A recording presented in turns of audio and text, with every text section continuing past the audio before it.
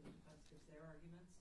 And then if time allows, I'll give final instructions before lunch.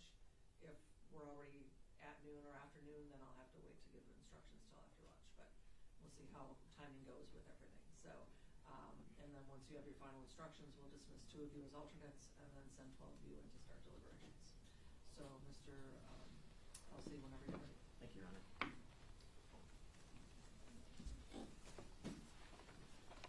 Good morning, ladies and gentlemen. Good morning to you. It's not lost on me how difficult and long a process this must have been for all of you.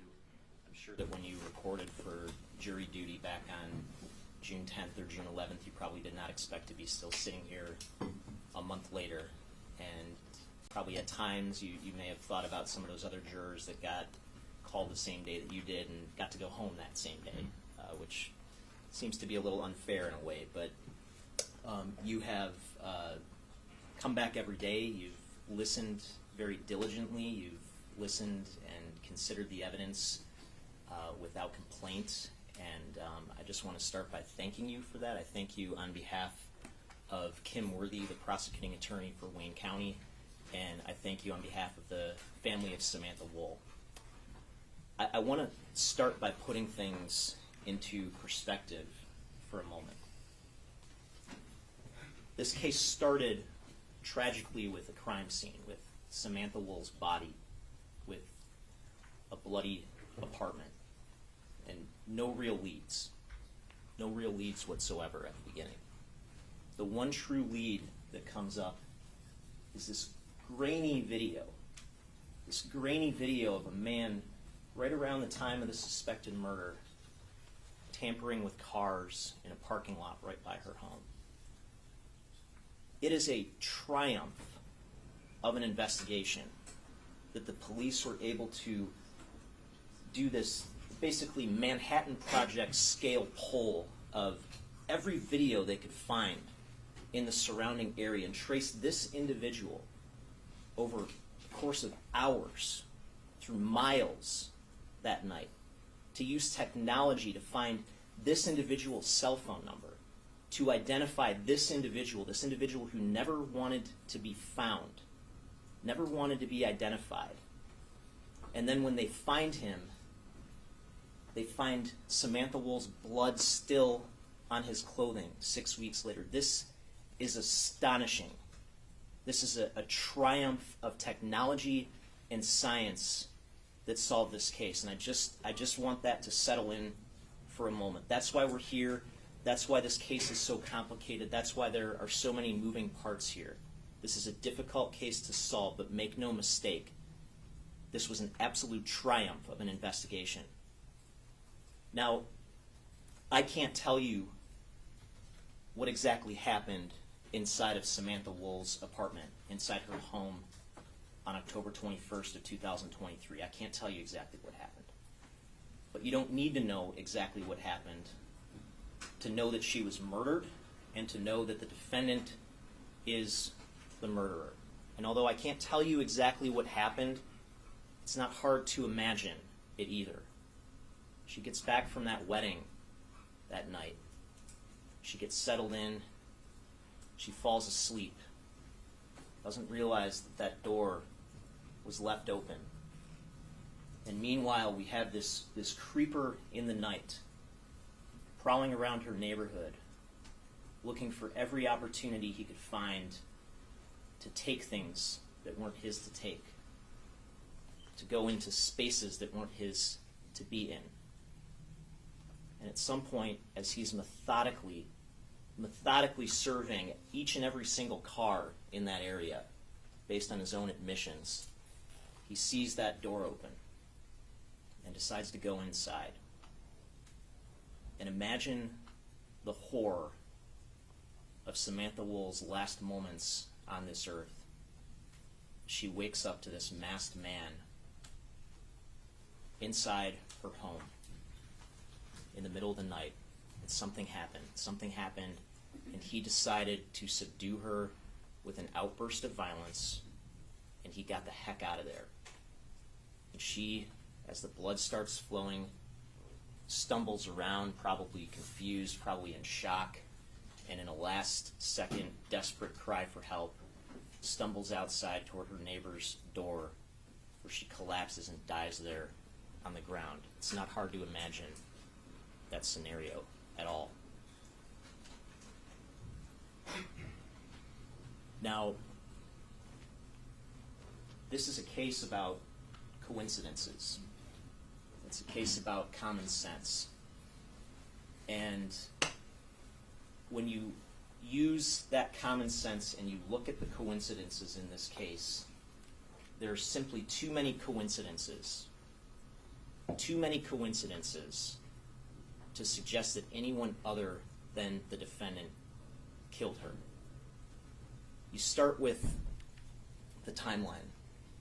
After she gets home from that wedding, up until 1:35 a.m., her phone is in continuous use. Continuous use. And we're going to walk through that in detail. After she stops using her phone, there's one time, and one time only, that motion is detected in her living room, which is literally ground zero of this crime scene. One time and one time only between the time that she stops using her phone and the time that the person who really found her body found her body. 4:20 a.m. And sure enough, the defendant's right there at that time. His phone puts him right there. He himself puts himself right there at that time. That is a coincidence that he cannot overcome. And thank you, by the way, to the defense for all that time spent challenging the accuracy of that phone data, calling it into question, only for him to get up on the stand at the end of the trial and acknowledge it's all accurate. And then it just so happens that in the hours leading up to that, video shows the defendant creep through our community, creep through her community, committing crimes of opportunity on a night when she left her front door open. Going into open doors, car doors, yes, but open doors nonetheless. Looking for opportunities to steal, methodically surveying the area around her home to take and take and take. And thank you again to the defense for all the efforts to challenge that video, to challenge the accuracy of that video, to call into question whether that's even him on the video, only for him to get up on the stand and acknowledge, yes, that's him in all of it, except for that 1 minute and 30 seconds where it's another guy at a time that was inconsequential. That's him committing crimes on video all night long, leading up to the time of Samantha Woll's murder. That is a coincidence that he cannot overcome. And then sure enough, 3 minutes and 25 seconds after that motion goes off, he's exactly where you would expect to find him after fleeing the scene.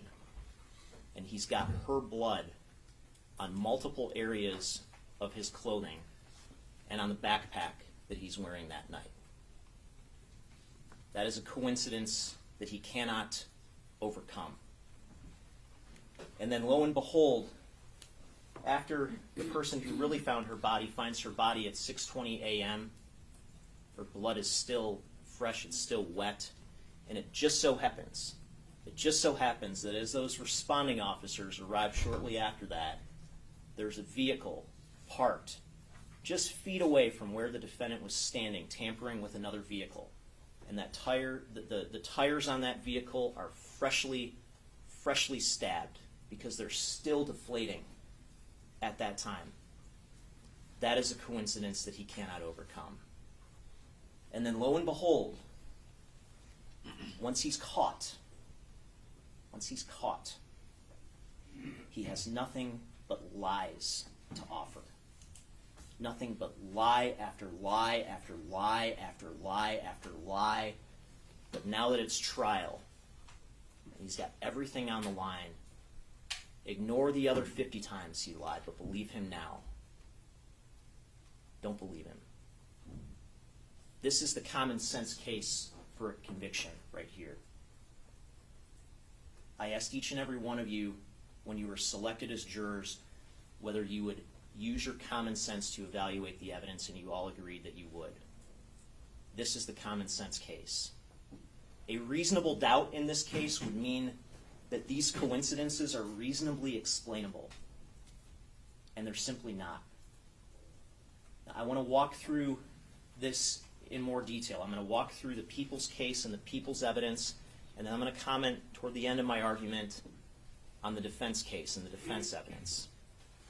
But I want to start with this concept of circumstantial evidence that you heard about in voir dire. You've already gotten an instruction from Judge Van Houten, and you're going to get another instruction.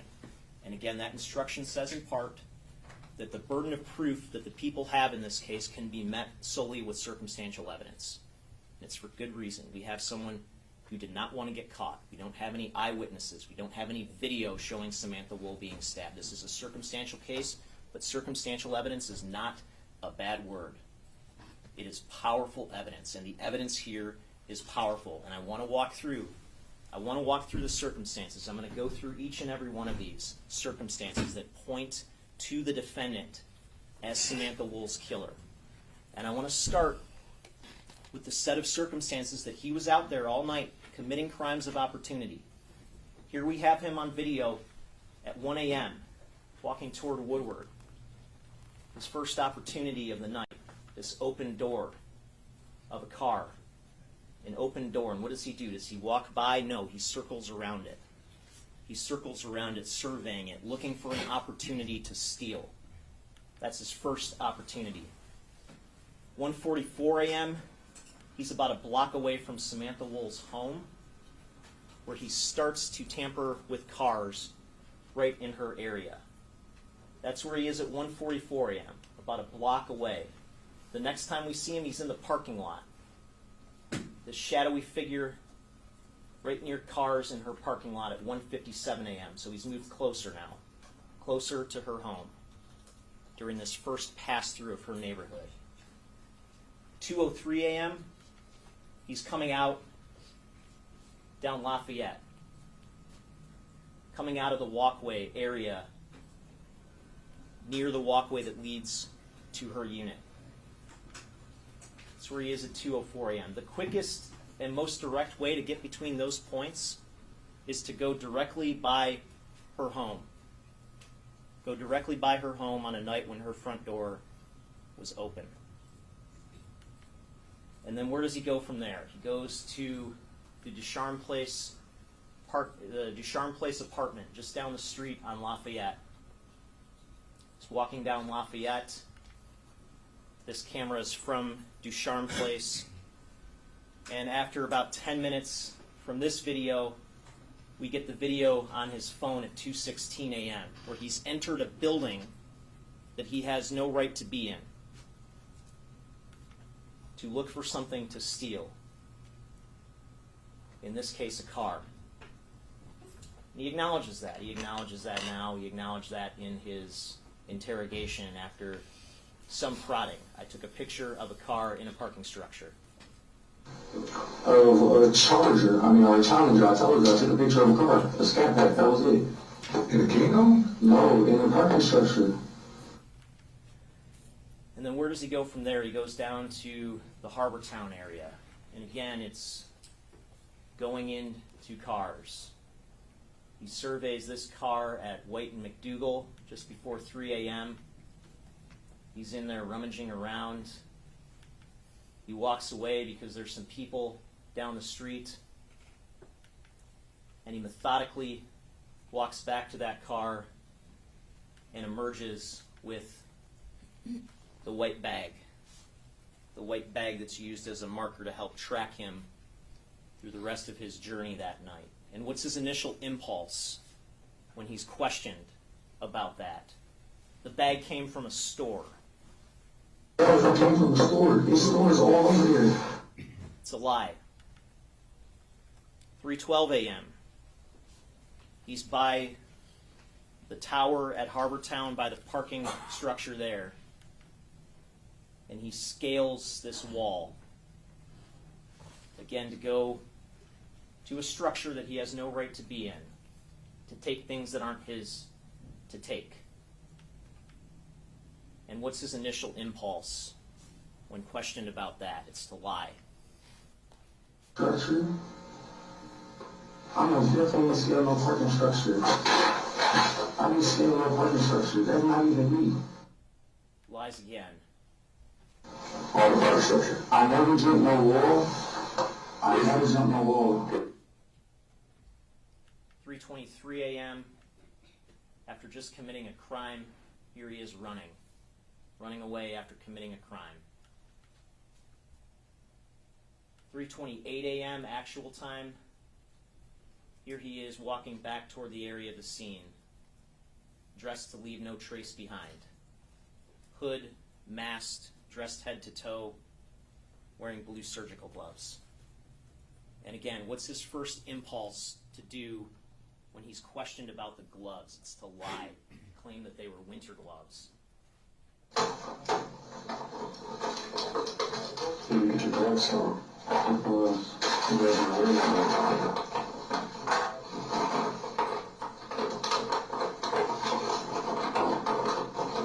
not wearing like no specific type gloves.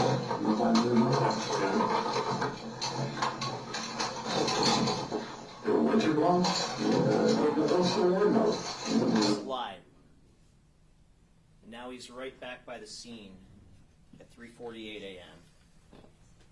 Moving down Lafayette, 3:49 a.m., moving toward her area.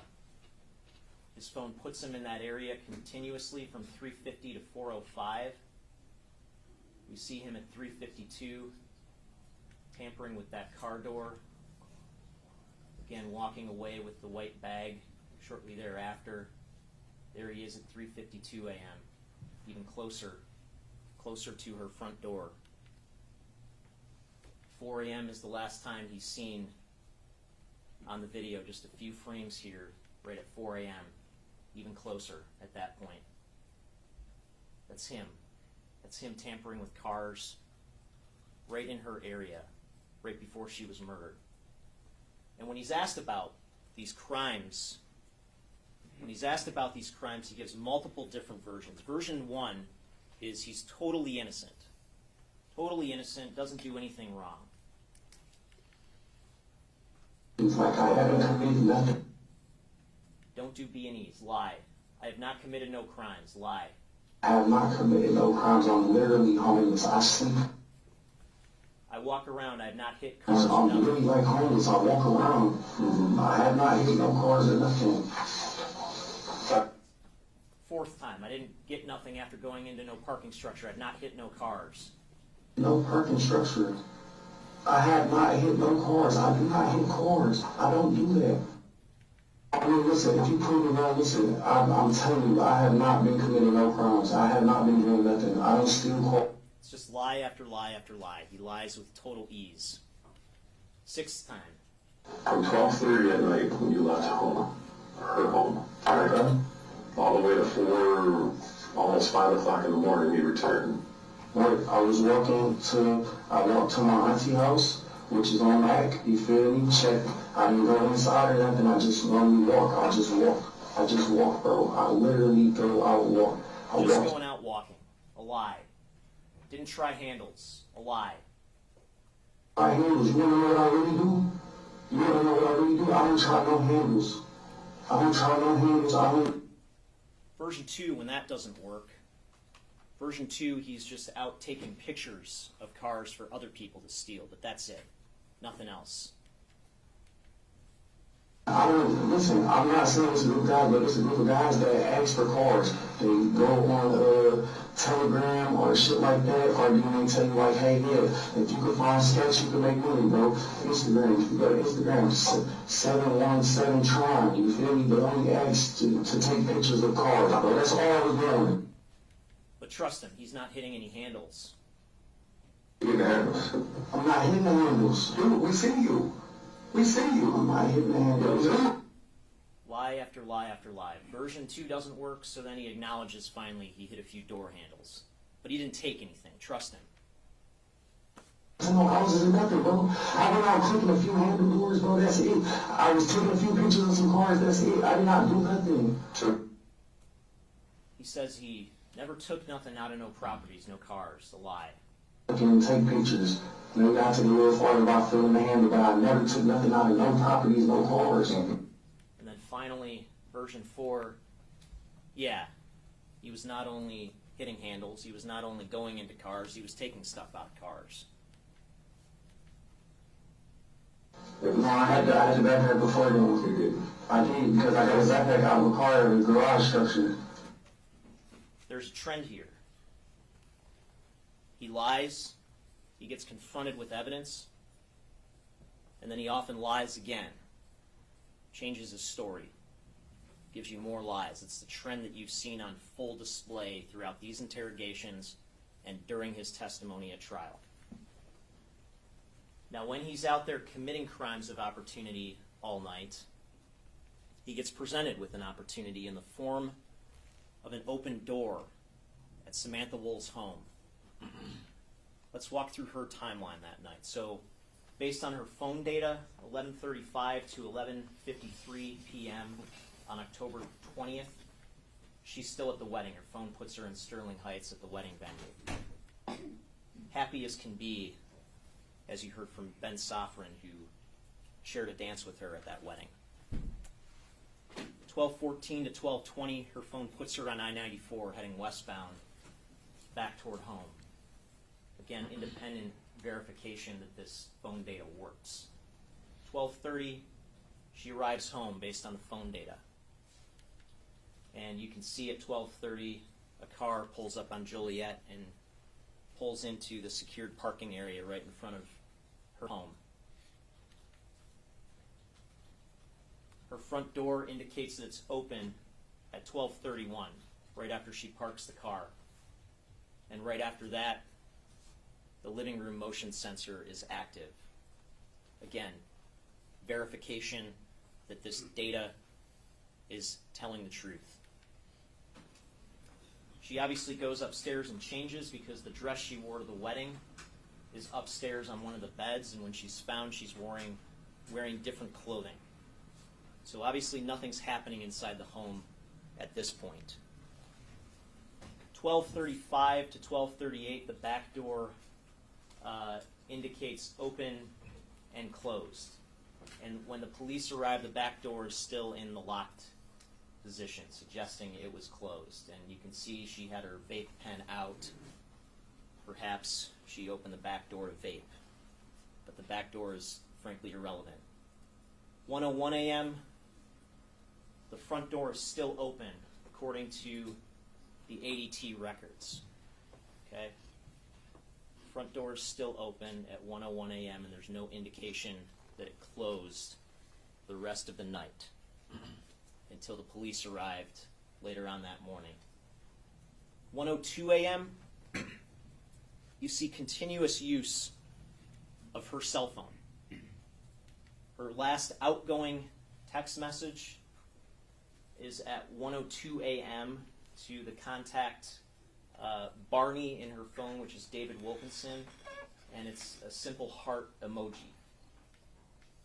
After that, 1:03 to 1:13 a.m., according to Exhibit 41, which is the device events report from her phone is unlocked. Phone's unlocked during that 10-minute period, and during that 10-minute period, based on Exhibit 42, which is the timeline from her phone, there is corresponding application use. It starts with the SMS app, consistent with what we all do. You go into your text sometimes quickly to read them, and then you go right out of them. 1:03 a.m. and 47 seconds, Instagram is open. Facebook is open at 1:12, and Instagram stops at 1:13. Okay, so roughly 10 minutes, the phone is unlocked, and roughly that entire time, Instagram is up and running on the phone. 1:14 to 1:22, just a minute later, just really seconds later, the phone is unlocked again for another extended period of time. About 8 minutes. And during that time, we have more app use. The SMS app is open that entire time. 1:24 a.m. is when the motion sensor in her living room goes idle. Okay, and this is important because that idle is kind of a misnomer, because the way it was described by Jesse Conwell, the representative from ADT who testified, the way the system works is that once the motion sensor detects motion, you get that message that says motion active. At that point, the system actually goes to sleep. Okay, it goes to sleep to save its battery, and then it wakes up 2 to 3 minutes later and scans for motion. Okay? If it finds motion when it wakes up, the system, you don't get anything. It's just there's just, you get the first message saying it's active. If it doesn't find motion when it wakes up, it goes into idle. And what idle means is that it's continuously awake, scanning for motion. Motion that it doesn't detect until 4:20, when the defendant is right there. Now, again, the ADT representative testified that just simply laying down on the couch would not be likely to trigger the motion being activated. And that's what all the evidence is consistent with here, that she's laying down on the couch at this time. Her phone use continues after that time, 1:27 a.m. to 1:29 a.m. Her phone is unlocked again for a couple of minutes. Again, quick SMS app usage for a few seconds, and then another minute or so of SMS usage, and then briefly Netflix opens up from about 1:28 to 1:29 a.m.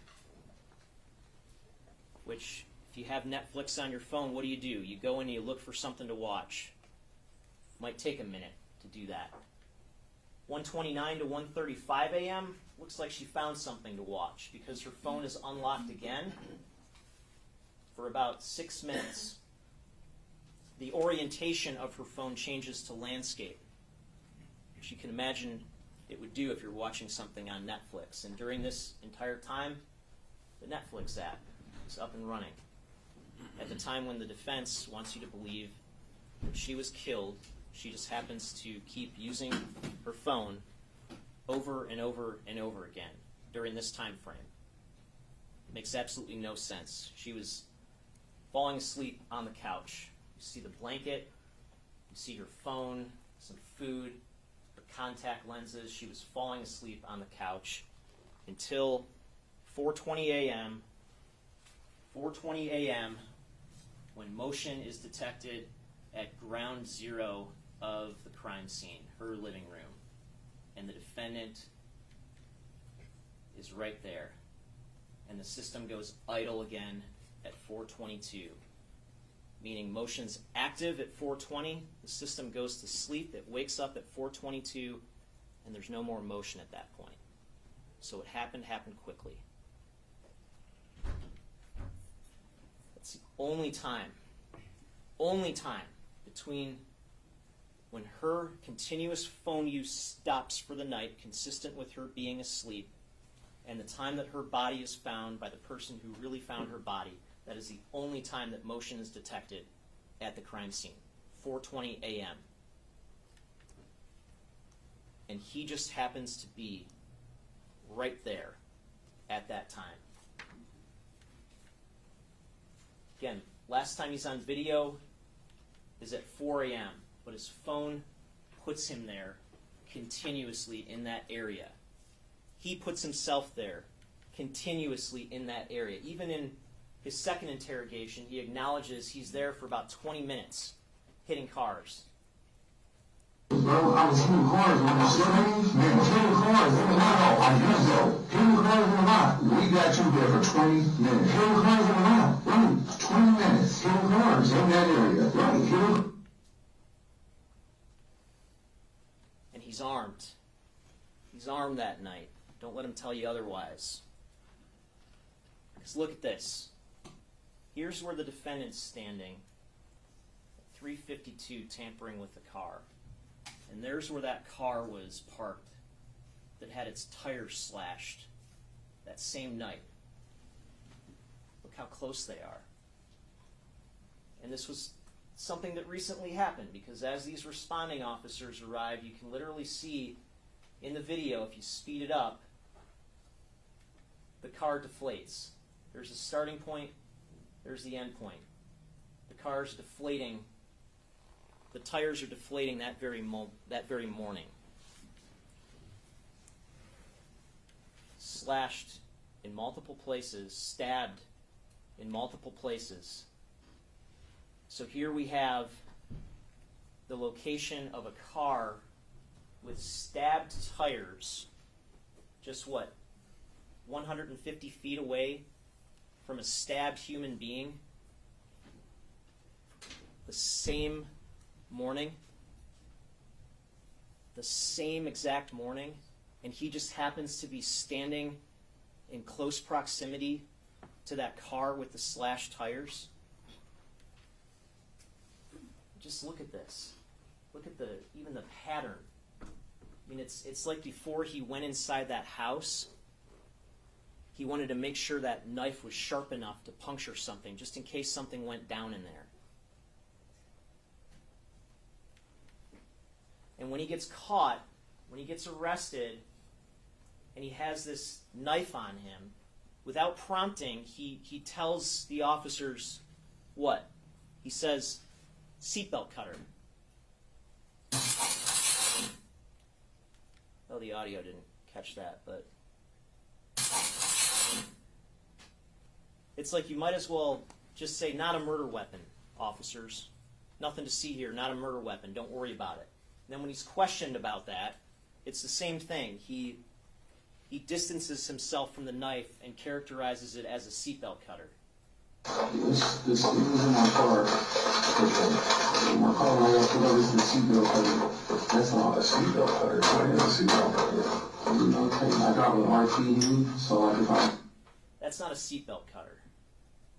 The knife that Herbstman had on him, which he appropriately described as a seatbelt cutter, that's a seatbelt cutter. You see the notch there? This is not a seatbelt cutter. That's a knife. And then when they ask him whether he has other knives, he says no, he lies. He doesn't know how that knife just happened to get into the moose knuckles jacket that's his, that's hanging at his girlfriend's apartment. Or this other knife that's in there. Then there's the motive. And you're going to get this instruction from Judge Van Houten on motive that says you may consider whether the defendant had a reason to commit the alleged crime, but a reason by itself is not enough to find a person guilty of a crime. And importantly, motive is not one of the elements of murder. We don't have to prove motive. But he gave you motive when he testified.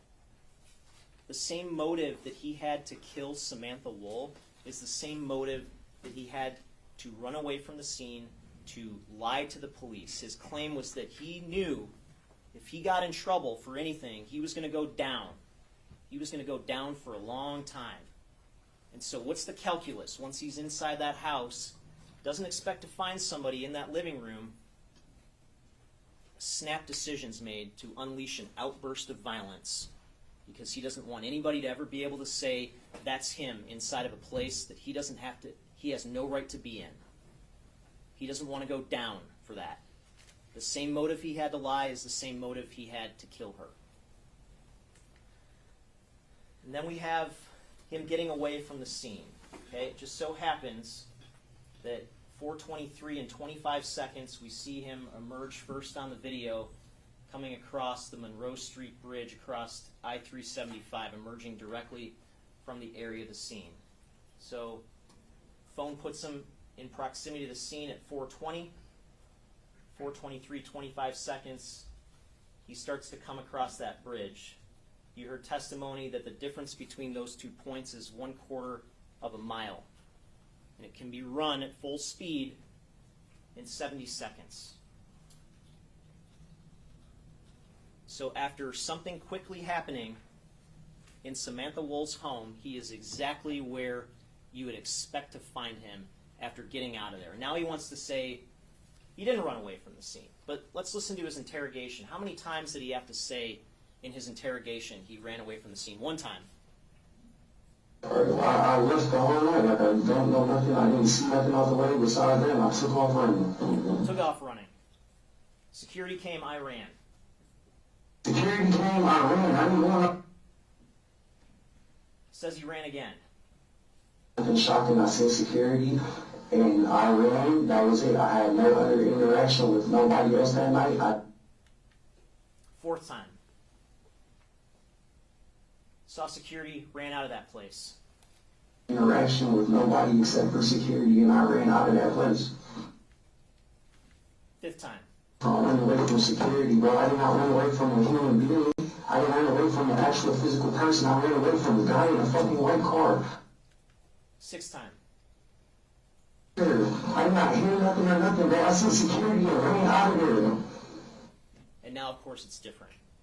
Now he didn't run. He did a speed walk, which still gives him more than enough time in this time frame to do what he did inside of Samantha Woll's home and to be where he was seen on video at 4:23 and 25 seconds.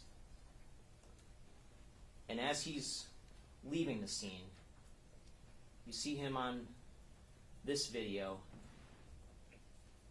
Just so happens he's examining the arm. The same arm that ends up having blood on it. He's just examining it in the middle of the night as he's walking away from the scene of a murder. And then a few seconds later, he just takes off running. Just takes off running away in the middle of the night. And he sends this text message. He doesn't say, gosh, you wouldn't believe what happened. I just discovered a body. I'm freaked out. No, he just says he's busy. He's getting away from the scene of a murder that he committed. And just think about how his behavior changes after the 4:20 mark. All night long, it's let's find any opportunity he can to steal. And then after the 4:20 mark, it's straight home. It's straight home. That's it. His behavior totally changes. 4:30, he's walking in front of the 36th District Courthouse, and you can see he's again, now that he's in better light, he's examining that arm where the blood is found. 4:55, he's back home, but what does he do? He's walking, he's got to make this stop first in the alley, which you heard has some dumpsters in it, before heading back inside. Wonder what he's doing there. Then he goes back inside with his girlfriend for the night.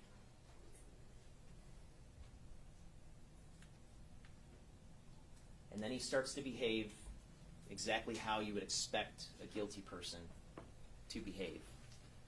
Again, his testimony is that he's just a witness.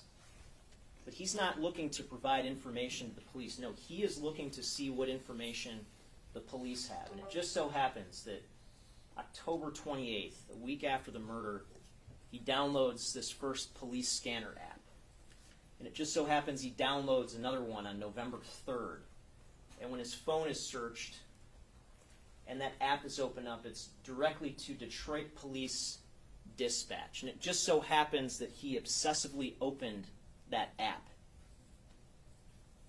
and that the records reflect that that app was opened over 200 times independently during the time frame between November 3rd and November 26th when those records stop.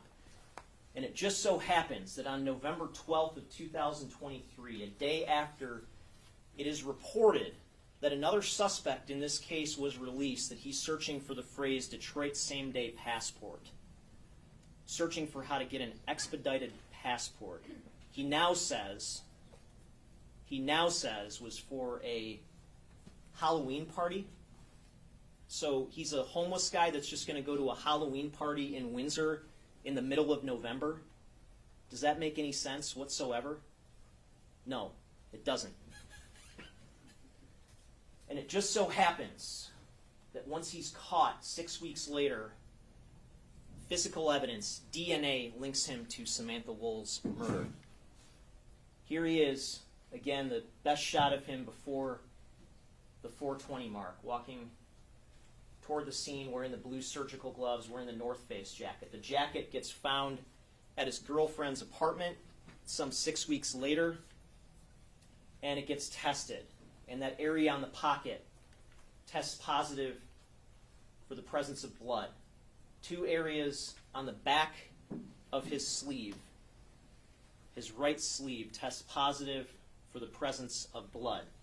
The area on the pocket gets analyzed for DNA, and the profile there isn't sufficient to compare, isn't sufficient for the forensic scientists to say whether or not that's Samantha Woll's DNA in that blood. But there's blood in that area of the jacket. The other 2 spots, the profile is sufficient for comparison. And this one on the elbow area, the upper right sleeve stain swab, 2.2 trillion times more likely that it's Samantha Woll's DNA in that blood than someone else's. The lower stain sleeve swab, astonishingly higher, 32 quintillion times more likely if it originated from Samantha Woll compared to somebody else. And again, thank you to the defense for calling this into question, asking that forensic scientist, are you sure you double-checked it enough? Calling these scientific results into question only for him to get up on the stand and say, yeah, I had her blood on me. And it just so happens, again, that he says all he saw was blood on his hand.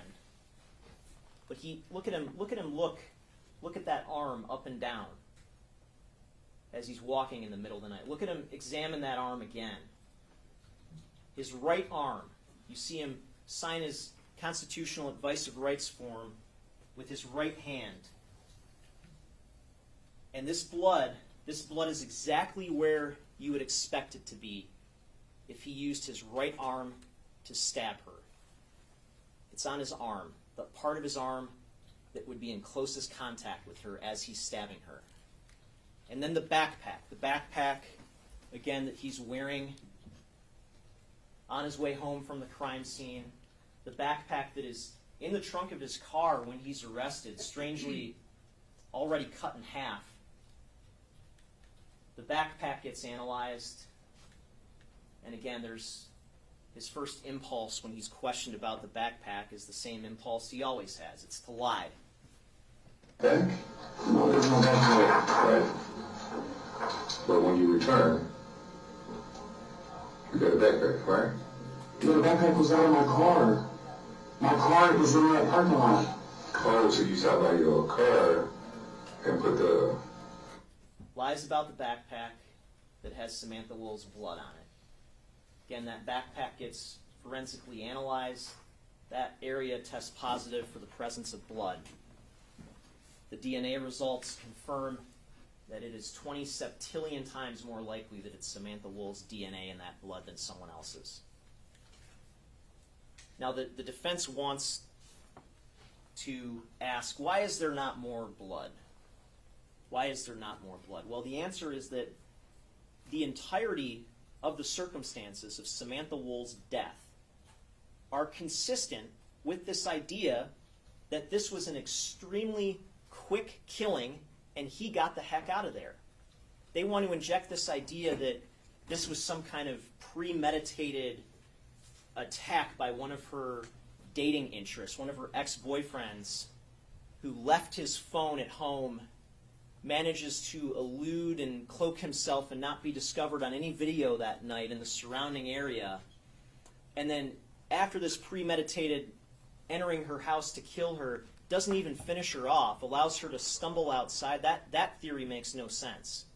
What makes sense is that he went in there, he didn't expect to find her, something happened, and she paid with that for her life. And what we can tell you is how much blood was on that jacket and that backpack on November 30th, some 6 weeks after the murder. I can't tell you how much blood was on it back on October 21st. But common sense tells you that when the jacket was washed, there'd be more blood on it before it was washed compared to after it was washed. And we know that it was washed. And again, you have this jail call with the defendant where his reaction when he says it wasn't washed, listen to this. The nigga never even washed the jacket, bro. The shit was already how it was. If a nigga washed the jacket, bro, it wouldn't have been nothing on the fucking jacket. Like, y'all so fucking stupid. That's why it has been washed. It has, and I respect that. So Tierra White says, no, actually the jacket was washed, and suddenly the call just terminates. And this idea that he says, if the jacket had been washed, there wouldn't have been nothing on the jacket, I think that gives you some insight into his thinking. That when this jacket was washed, he really thought, this is going to get rid of all the blood. They're never going to be able to find any trace of this blood on this jacket because we washed it. And then he tells her, he calls her back 5 minutes later, and he tells her, no, it wasn't washed. No, it wasn't washed. And then he lashes out at her for saying what she said. Do you hear me? Yeah, I'm just not sure why the fuck you're talking to me like this. Like, I did something. Bro, because you just be saying anything, bro. Like, don't say nothing. You know, what the fuck? You need stop cutting me off before I could speak to her what I was going to say. But I don't want to hear what you got to say about that shit, bro. It's irrelevant. The shit has nothing to do with me. The jacket with Samantha Woll's blood on it has no relevance. The fact that it was washed, that has nothing to do with him. That's his thinking. And then it just so happens, and Tierra White told you she washed this jacket about a week after. About a week after the events of October 21st. And it just so happens that around that same time, he's searching the internet for Black Light Sees What. And his testimony is that the reason he searched that is because he was literally standing under a black light at a haunted house, seeing what black light sees.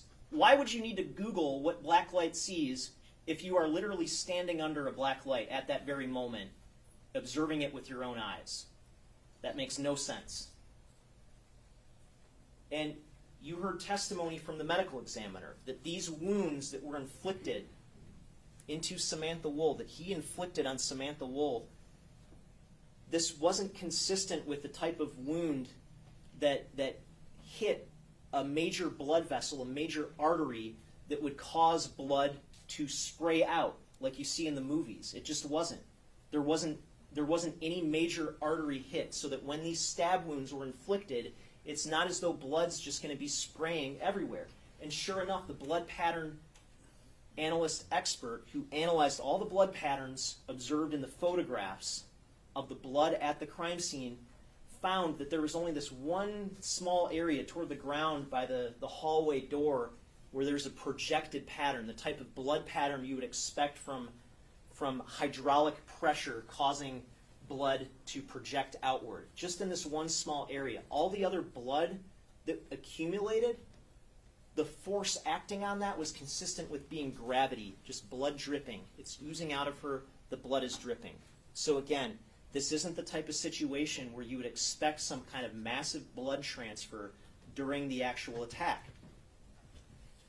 The defense wants to say that she was beat up, that there was some kind of massive tussle or fight inside the home before then. There's no evidence of that.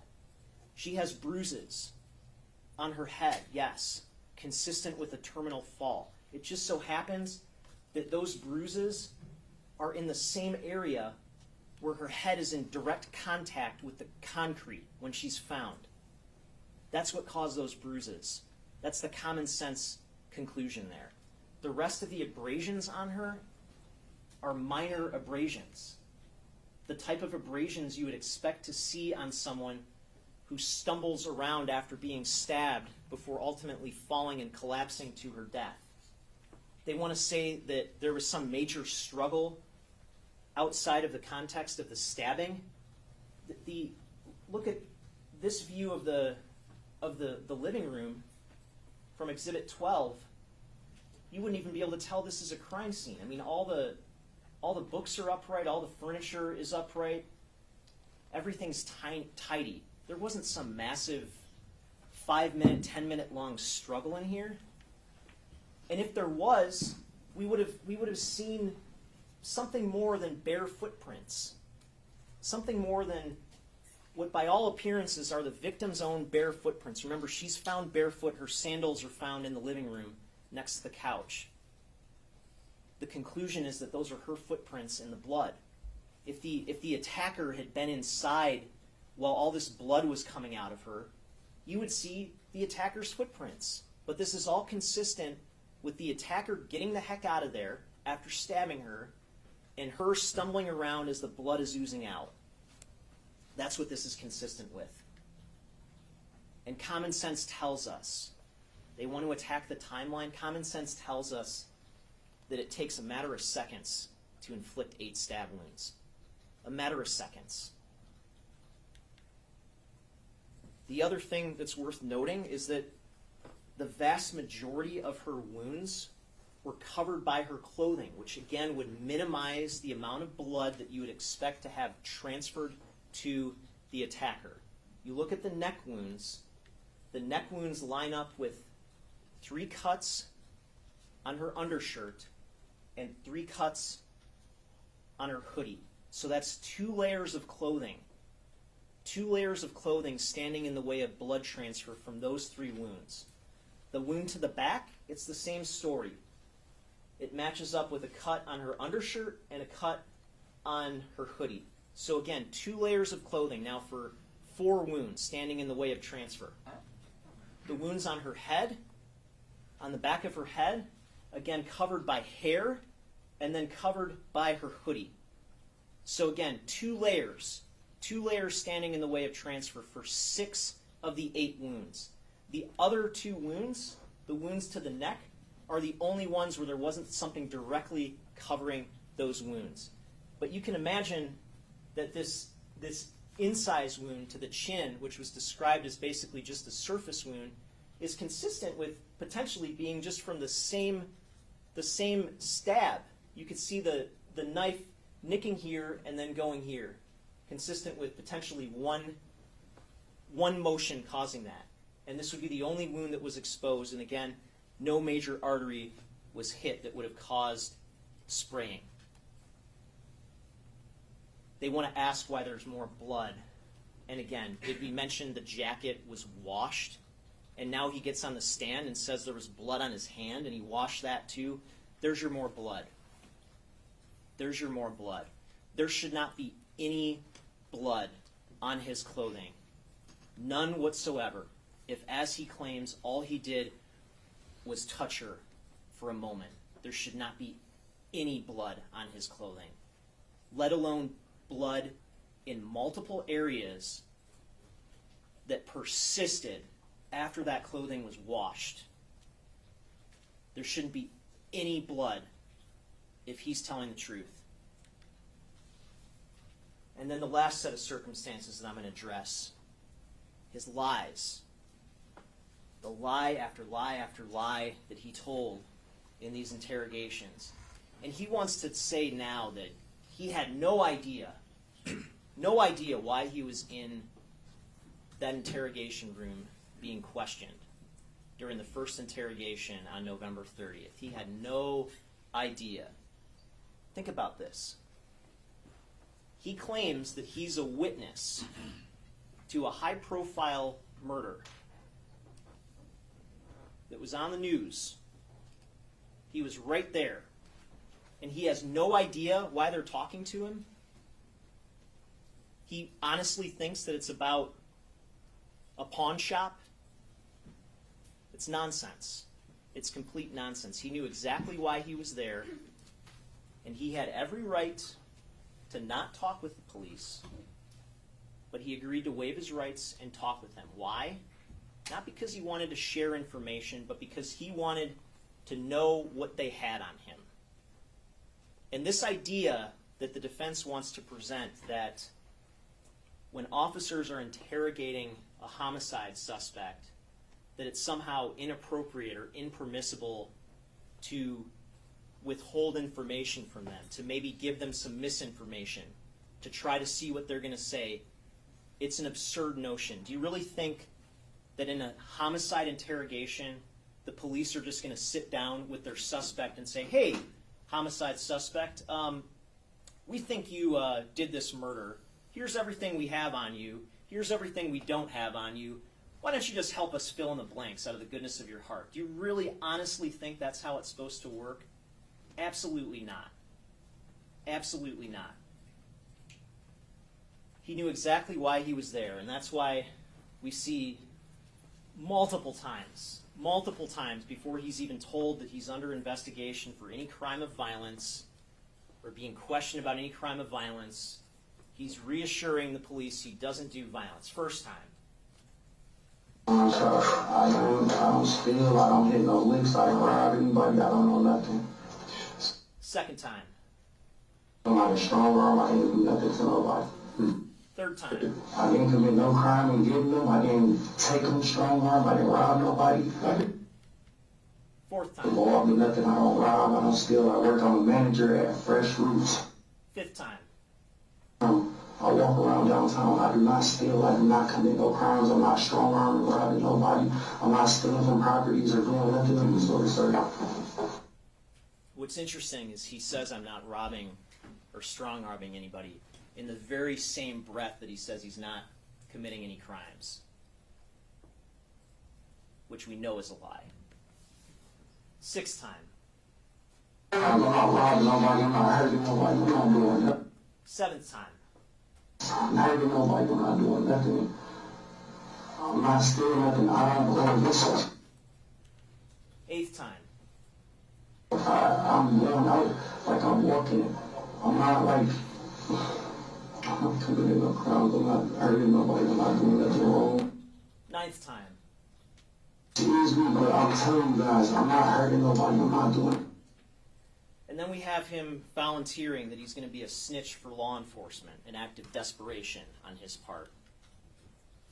Weed houses, fucking human trafficking houses, I will tell you all that, and that's all on the east side. I will tell you anything you need to know, I'm not on no bullshit.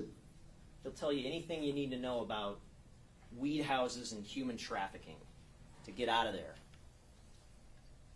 Then we have his shifting knowledge about the victim.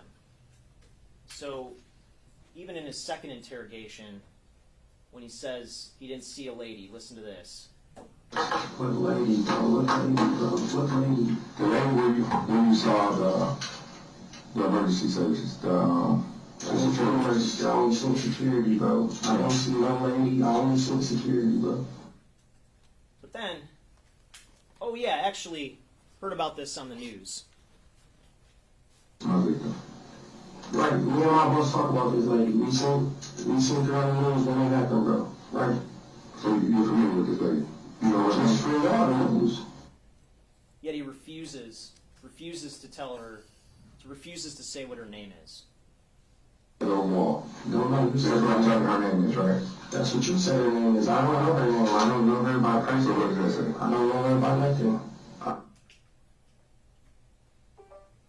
Then you have his interrogation on November 30th, where he repeatedly denies, adamantly denies that he encountered anyone or anything out of the ordinary that night.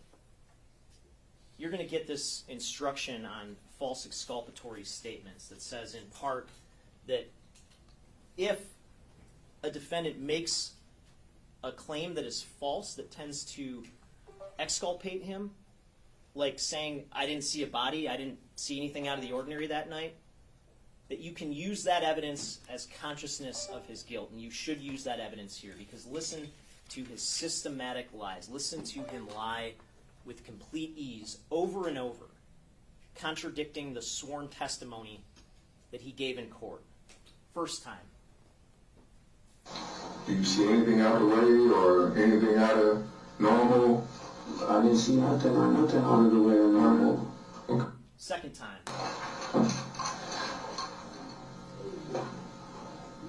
There was an incident in one of the condos, right? What incident?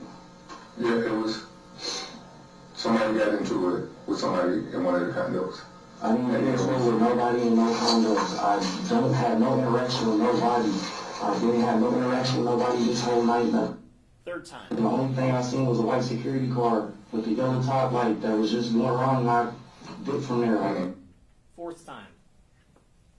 I left the whole night, like I don't know nothing, I didn't see nothing out the way besides that, and I took off running. Fifth time. I did not have one interaction with nobody because I ran every time. Like an interaction that even happened, like the security brought on. Sixth time. Did you see anything unusual? I didn't see Anything that shocked you? I didn't see nothing that shocked me. I didn't see nothing that shocked me besides security, bro. Seventh time. I didn't see nothing shocking. I seen security, and I ran. That was it. I had no other interaction with nobody else that night.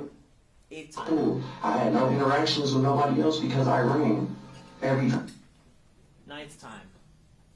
Fuck is her, bro? Yeah, I know who she is. Why is you saying her? I never had no interaction with nobody. I never had no interaction with nobody.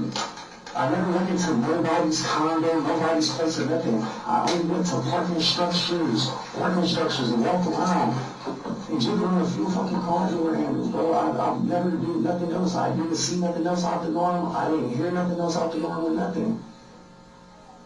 I'm not doing what you like looking for. You keep saying her. Who the fuck is her? Now, the defense wants to gaslight you into believing that these lies that he just told you, that this is all because the police lied to him and said that they had his phone crossing the threshold into Miss Woll's home. And that's true. Sergeant Ford did say that at some point.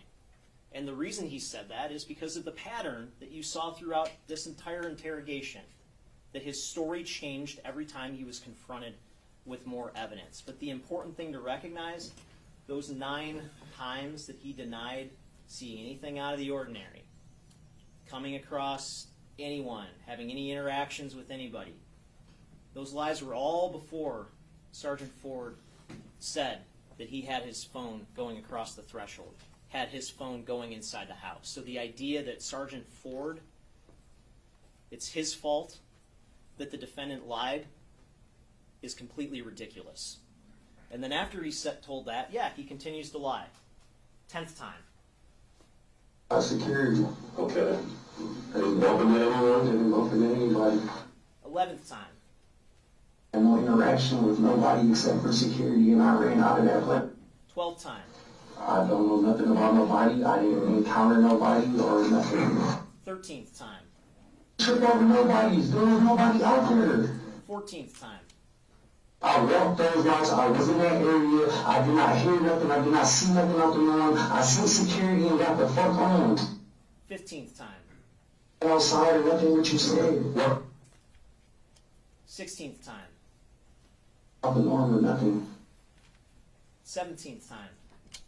Kill nobody. I don't know what happened. I didn't see nobody get hurt or nothing, but I feel. And then it's more of the same. 10 days later, once he's confronted with the DNA evidence and he sits down with Sergeant Ford again, it's more of the same. It's lies and a little bit of rage sprinkled in there. 18th time. Yes. Yes, sir. No, hear what? I didn't do nothing to nobody, bro. I'm telling you, I didn't see no woman or nothing, so. 19th time. Okay.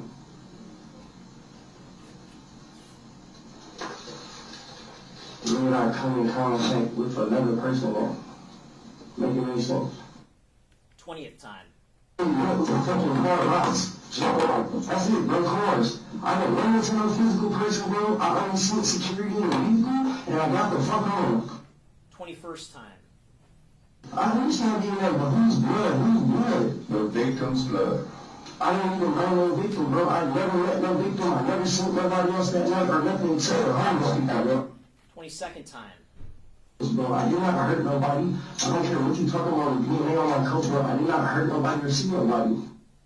23rd time. There. I didn't really have that to my body, though. But I didn't see no woman. I don't know this woman. I don't know anything about the woman except for when it popped up on the news, bro. That's it. The only thing that I know that I was in the wrong area at the wrong time. I didn't run into nobody. I only see security in the fucking car. 24th time. Hey, why the fuck? Her blood is on you. Don't know. Never seen nobody. I don't know why her blood is on you. If you ain't just seen And they want to tell you that, yeah, Sergeant Ford used some tough words with the defendant, but they want to make him seem like he's acting like a little angel in this interrogation.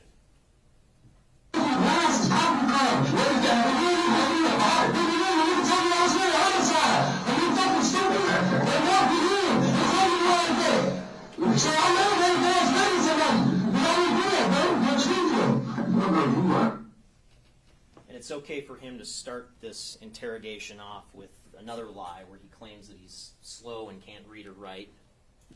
I'm slow, man. I got you. And then he mocks Sergeant Ford for his hand having a tremor. Right there.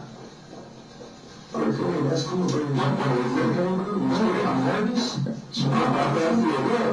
Samantha Woll, I'm nervous, brother. You okay? It's okay. There we go. Can you see? He repeatedly calls him slow.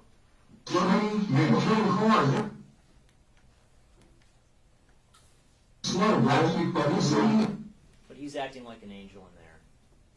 This is the common sense case for a conviction. These are the circumstances that tell you beyond any reasonable doubt that the defendant did this. Now again, when you were sworn as jurors, before you were sworn, you were chosen because you all agreed to use your common sense in evaluating this evidence. And this is the common sense evidence. This is the common sense case that the people have presented in this case. What you have seen from the defense is the opposite of that. Okay, it is the job of the defense in every case to try to create reasonable doubt. That's their job. But there is a difference between creating reasonable doubt and creating unreasonable distractions. And that's what you've seen throughout this case. You've seen a series of unreasonable distractions. You have seen common sense get assaulted throughout this case. There are so many distractions that have been brought up, so many attempts to deflect to things that aren't relevant that it's hard to quantify all of them. But I want to walk through some of these before I comment on the defendant's own testimony. Remember the dating article? Samantha Woll had an article on her phone bookmarked, Why You Need to Date Someone Who Scares You. The defense injected that into the case to try to, I guess, insinuate something.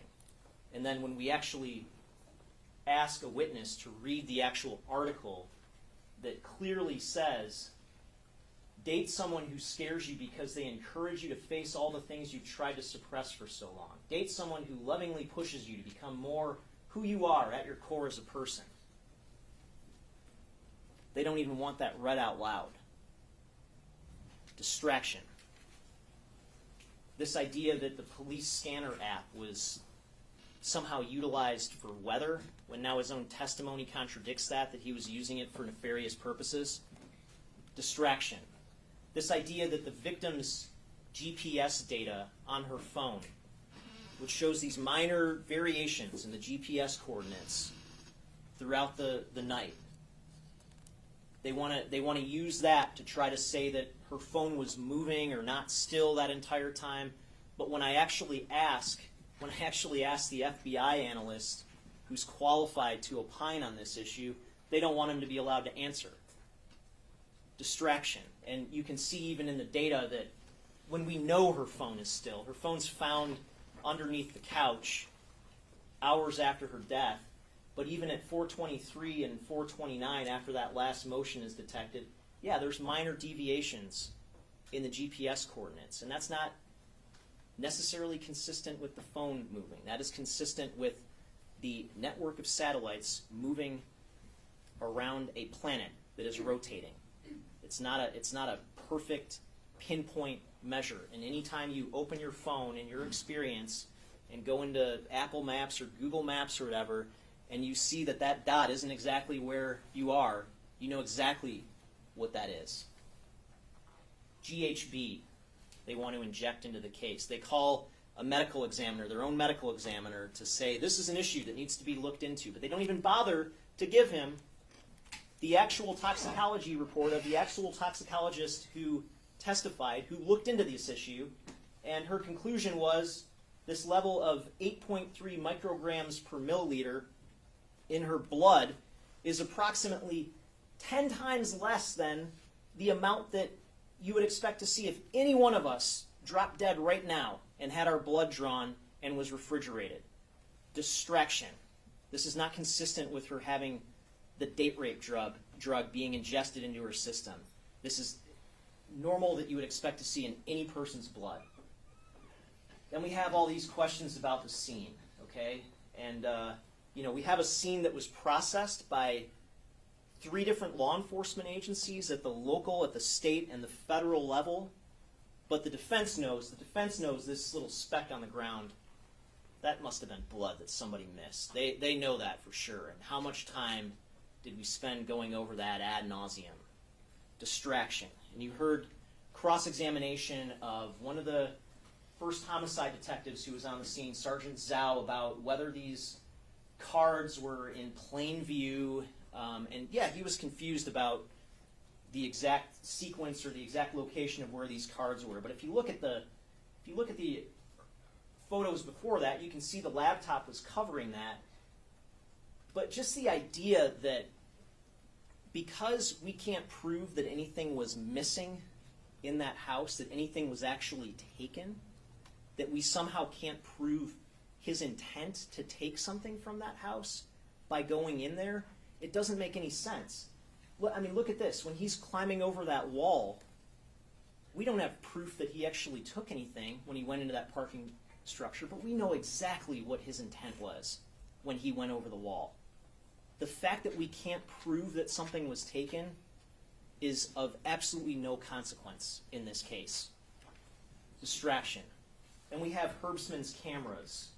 They wanted you to believe that he maliciously tore these down to hide evidence of him leaving the house on the night of Samantha Woll's death. But then we see, lo and behold, the officers took those down as part of their ordinary course of what they do when executing a search warrant. Distraction. Herbstman's gloves and jackets, all this time spent pointing out that, yeah, he had a North Face jacket. He had surgical gloves. So what? He wasn't the one praying around in the middle of the night in Samantha Woll's neighborhood wearing blue surgical gloves and a North Face jacket. That was the defendant. That was uniquely him. Distraction. Then we spent all this time with the wrong person on the video. Again, this 1 minute, roughly 1 minute and 30-second portion at an inconsequential time. Yeah, it was the wrong guy in the video. It's a good catch. But that doesn't change the fact that every single other portion of the video is the defendant. All the times where we see him committing crimes, that's the defendant. That's not this other guy. Distraction. And then we have this person running away at approximately 1:24. And if you look at this video, I mean, if you really go frame by frame, which you'll have the opportunity to do once you take the evidence back with you to deliberate, you can see that this car pulls up just before 1:21. You can see it looks like a door opens. The door opens, and then you can see a person emerge from the car.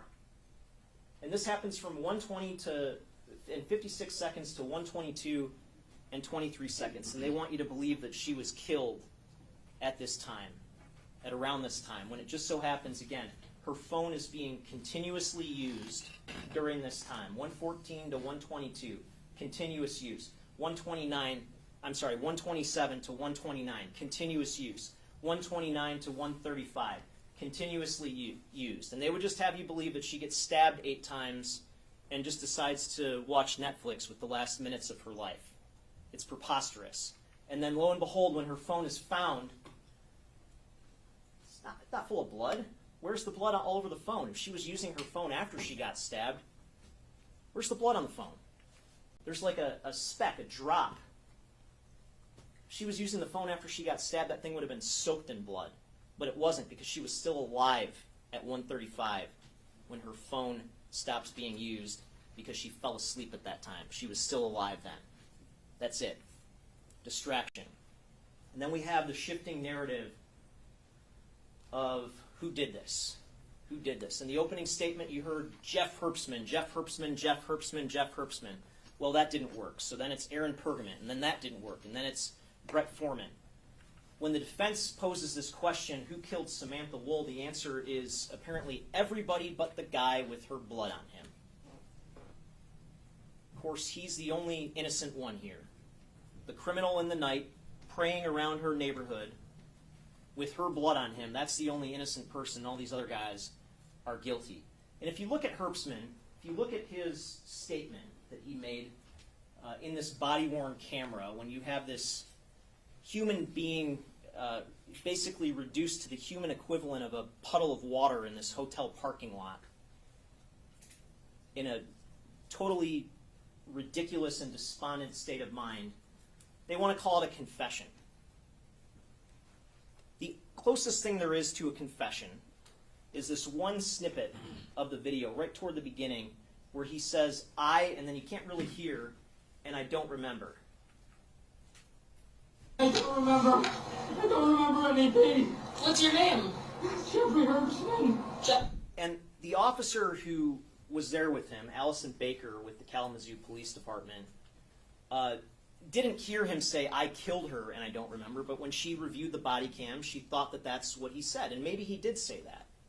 I don't know. I don't hear it directly in there. But the point is that a confession has to be detailed. He could not provide any details. He didn't provide any details. All that he said essentially was that in this state of grief, in this state of despair that he was in, that he caused himself to believe that he was somehow responsible for her death. But he couldn't remember, couldn't tell them anything. And when they ask him, when was the last time you saw your girlfriend? When was the last time that you saw your girlfriend?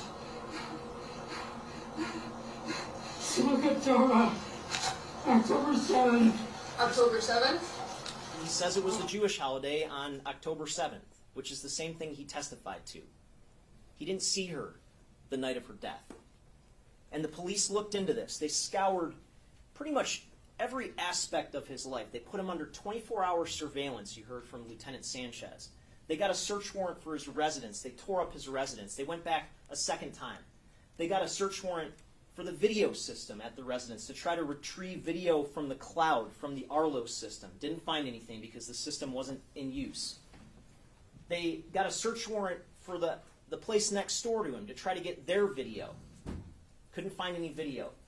They searched his vehicle, tore it up. You saw that. You saw the photos of that. They took out every single thing from that vehicle that they could find.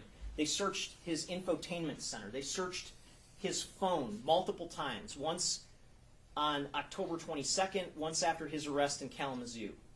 They searched his phone records. They searched his iPad. They searched scooter companies for records for him. They searched Lyft and Uber. And they found nothing. They examined every aspect of his life, and they found no evidence that he was connected with Samantha Woll's death. And so here's kind of the box score. If you were to compare, you compare the evidence against the defendant with the evidence against Jeff Herbstman. They kind of start off at equal footing. If you look at things like fingerprints at the scene and DNA at the scene, there's nothing of value recovered in that regard for anybody. So they start off on equal footing. But then you get to the statements. And for the defendant, you have lies. You have lies. Lies and lies and lies that tell you he's guilty. For Herbstman, you have this ambiguous statement. That's all it is an ambiguous statement. Herbstman has no motive, the defendant does. Herbstman's phone doesn't put him at the location, the defendant does. Herbstman had nothing incriminating in his phone in terms of text messages, search history, the defendant did. No video connects Herbstman to this killing. Plenty of video connects the defendant. And then we have the DNA evidence. And imagine how if Jeff Herbstman had gone to trial, if somehow he had been charged and he went to trial, and our only evidence against him is this ambiguous statement that he made, and then it comes out at trial that there's this criminal in the night who is there at the time that motion went off and who has the victim's blood on him. Imagine how that prosecution would have gone. That would have exonerated him, and that's what this evidence does. It exonerates him. Then you get to the defense case in general. And the defense doesn't have to put on evidence. Again, the burden of proof is solely with the people of the state of Michigan in this case. But they chose to put on evidence. And you should consider that evidence. And you should judge that evidence in the same way that you judge my evidence.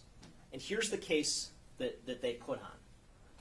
They call in the original officer in charge, who is on maternity leave, basically to ask her the same questions that they asked Lieutenant Sanchez, who supervised the case.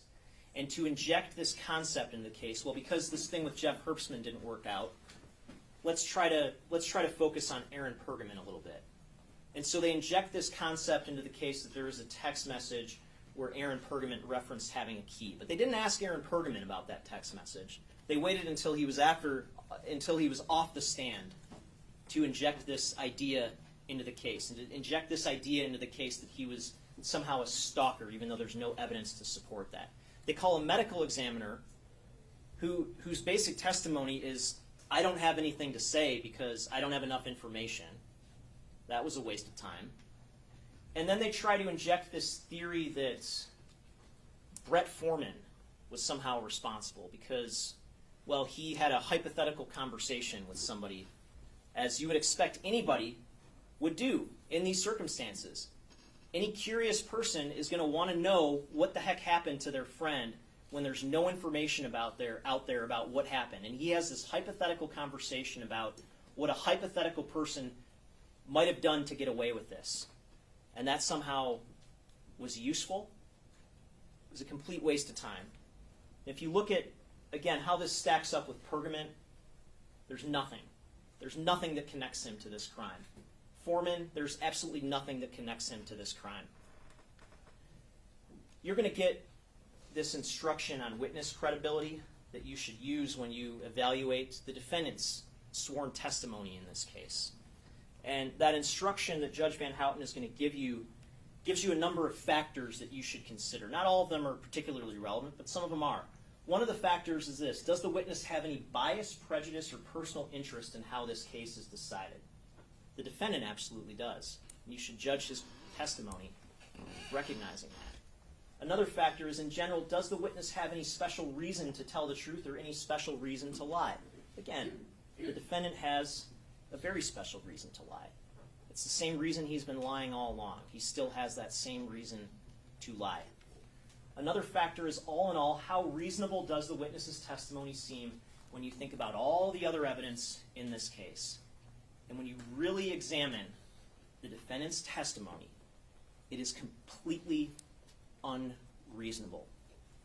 I want to walk through this point by point, and then I'm going to be mostly done for now. He would have you believe that he wasn't desperate for money, didn't need money, yet he's just out there all night stealing anything he could get his hands on out of cars. That's his starting point. Nonsense.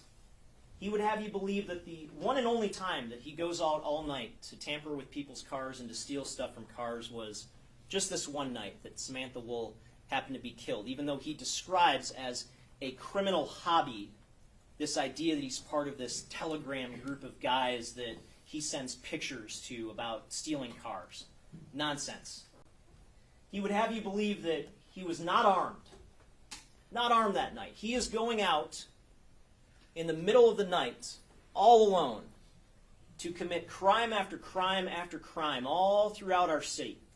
Has no idea what he's going to encounter, who he's going to encounter, but he doesn't have a knife on him, doesn't have any form of protection on him, yet he just so happens to have a knife on him when he's arrested 6 weeks later, and he just so happens to have a knife in the pocket of his moose knuckles jacket, his winter jacket that's at his girlfriend's house.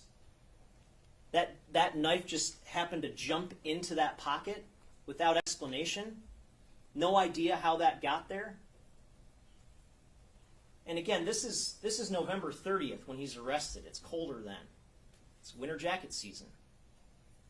He has no idea how that knife got there, that knife that the trace evidence examiner, forensic scientist Christy Sekadat, used to cut into the fabric of Samantha Woll's hoodie, her clothing, and found that a knife entirely consistent with that knife could have made those same incisions. The same incisions that he made in her the night that she was killed. He has no idea how that knife miraculously jumped into his coat pocket. Ridiculous. He would never dare enter someone's home. Parking structures are okay. Cars are okay. I'll tell you this. If I ever woke up in the middle of the night and looked outside and saw somebody masked and wearing surgical gloves tampering with my car, my first thought wouldn't be, oh, I feel safe, that's just a car guy. I'm just going to leave my door unlocked and not think anything of it. It's ridiculous. Nothing is off limits to this man. He never noticed her front door was open, he would have you believe, as he was meticulously and methodically surveying every single car in that area, in the parking lot right in front of her home, in the parking lot adjacent to her home at the end of Joliet Place. He was surveying each and every car, and he didn't happen to see that a door was open. Look at what the cops saw when they arrived. And I can't tell you how wide the door was open. We don't know that from the ADT system data. But these buildings have glass facades. These buildings are lit up like an aquarium. And she had a light on downstairs and a light on upstairs. Anybody in and around the area as he was, for that amount of time, close to an hour between the 2 points in time that night that he was in that area, would notice that that door was open. He, who was methodically looking for crimes of opportunity that night, would have noticed that that door was open. Then he would have you believe that immediately after running from security, he just happens to decide on a night that he's acting in complete self-interest, not thinking of anybody but himself. Suddenly he becomes a good Samaritan. And what's interesting here is, according to the video, the last time we see security coming down that street is at 4:10. 4:10. And he testified on Wednesday that he saw security and he basically ran over to the parking lot area by Miss Woll's home, right in front of her home. That gives him all the time in the world. All the time in the world, if that timeline is accurate. Then he'd have you believe that as he is running from security, thinking only of himself, committing crimes in the night, he sees a dark figure, a mysterious dark figure that he decides to take it upon himself to investigate. This is what the conditions were when the police arrived. Look at that light right at the top right-hand corner of the screen. This place was lit up like Times Square. There's no dark figure. I agree. That is all right.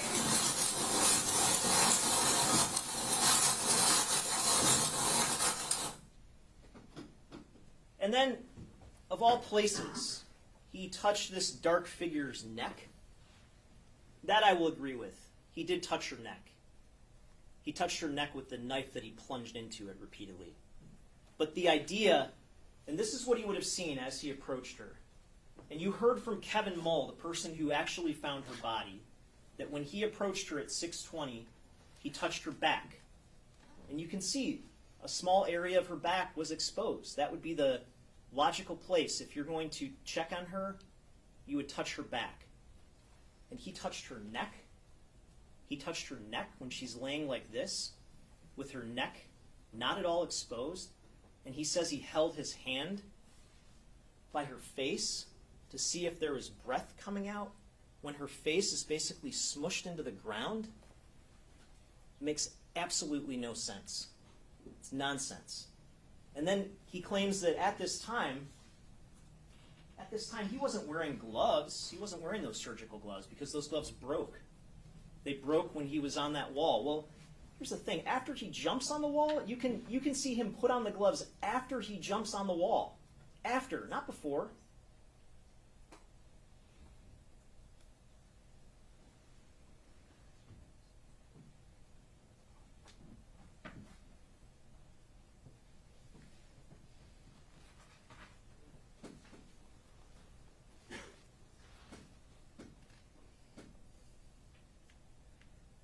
then when he's off the wall, long after, 20 minutes after jumping over the wall, he's got the gloves on. 3:36. He's walking down the street, and you can kind of see in this grainy video on his left hand, white, there it is, there it is. Still has the gloves on. And then he would have you believe that blood from the victim just magically transferred from his right hand, which is all he says he touched her with, and just happened to get in multiple spots down here on his arm, and happened to get, I mean, there's more blood found on the pocket. Obviously, we can't say that Samantha Woll's blood with any certainty, but there's more blood found in his left pocket area. That blood just magically transferred, and magically transferred to the backpack. Makes no sense. Makes no sense for that blood to get there if all he did was touch her. It makes a lot of sense for that blood to get there if what he did was stab her with his right arm. And then he tells you that on Wednesday he testified, he was asked whether he could see the race of this dark figure that he approached. And he said he couldn't. All he could do was tell it was a woman. But then, in a contradiction, he testified that he got out of there. He got out of there because he didn't want to be a black man caught with a dead white woman. Well, how would he know that he was with a dead white woman if he couldn't see her race? And then he's got all weekend to think about this contradiction, and comes back with a different version. Comes back with a different version yesterday, and his explanation is, by race, he meant he couldn't tell whether the victim was German or Scandinavian or Scottish. It's ridiculous. He got caught in a lie.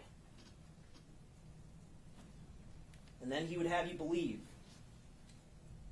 that after getting out of there, after freaking out because he's just encountered this body and doesn't want to be with the body, that he takes the time to grab this backpack out of the bushes, which just happens to be conveniently right by Miss Woll's residence, and takes time to put the white bag inside the backpack, and then gets out of there. And then he freaks out. He freaks out because he notices that he has blood on what he says is his bare right hand. Freaks out.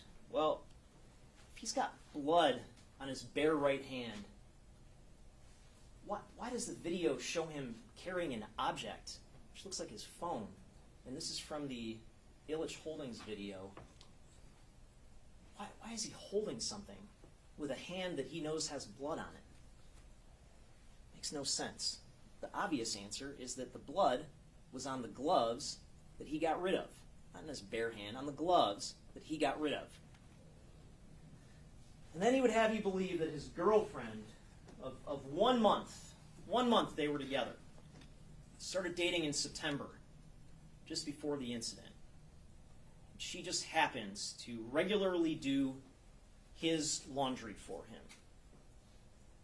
Just happens to regularly do laundry for a man that she's been with for a month. And he puts his clothing in a hamper for her to do his laundry. And he did that with his jacket, and then acts shocked somehow that jacket was washed. That doesn't make any sense. If he put it in the hamper, wouldn't you know it's being washed? And think about in your own experience when you've washed a jacket. It's a rare thing to do. Usually done for a specific reason, to get something specific off of it. And this just happens to happen. This jacket that has Samantha Woll's blood on it just happens to get washed just days after her murder. Come on. It's another coincidence. Another coincidence that they can't overcome. And then he claims that he didn't go back to the area of the scene the next day. He just went downtown to the mix to take his girlfriend to work. But his phone magically places him directly east of the scene. as you would expect someone to do if they are looking for information about what is out there. He got caught in a lie. He stood on that witness, he sat there in that witness chair, and he lied to you. That's all that he did. He lied and lied, and the one thing I guess they forgot to rehearse with him was this, and he's caught in that lie. He did go back to the area of the scene, as you would expect him to do. His testimony is completely unreasonable on each and every point. It makes no sense. It makes no sense, and it does not create reasonable, common sense doubt in this case. Now, one thing that tells us that this is unreasonable, you look at this jail call from January 23rd after the exam with the defense attorney. And the defendant asks, if this was a poker hand, who's looking good? It's interesting that he'd ask if this was a poker hand, invoking a game where you're dealt a hand, and your ability to win is dependent on how well you are able to deceive your opponent. It's interesting that he would invoke that game. And the response is, you're looking good. You're looking good based on our theory. More so on the thing, if this was a poker hand, if this was poker, who's looking good? Well, oh yeah. And as far as establishing, tendencies and establishing our theory, I mean, you're looking good. I don't believe that they can't prove beyond a reasonable doubt that you did it. They have no evidence. Why is it a theory?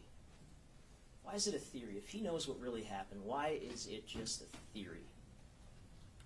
And then you have, as the conversation continues, there's this discussion about how the judge said something to the effect of, you being the thief that you are, you could have just stumbled across her and run her pockets.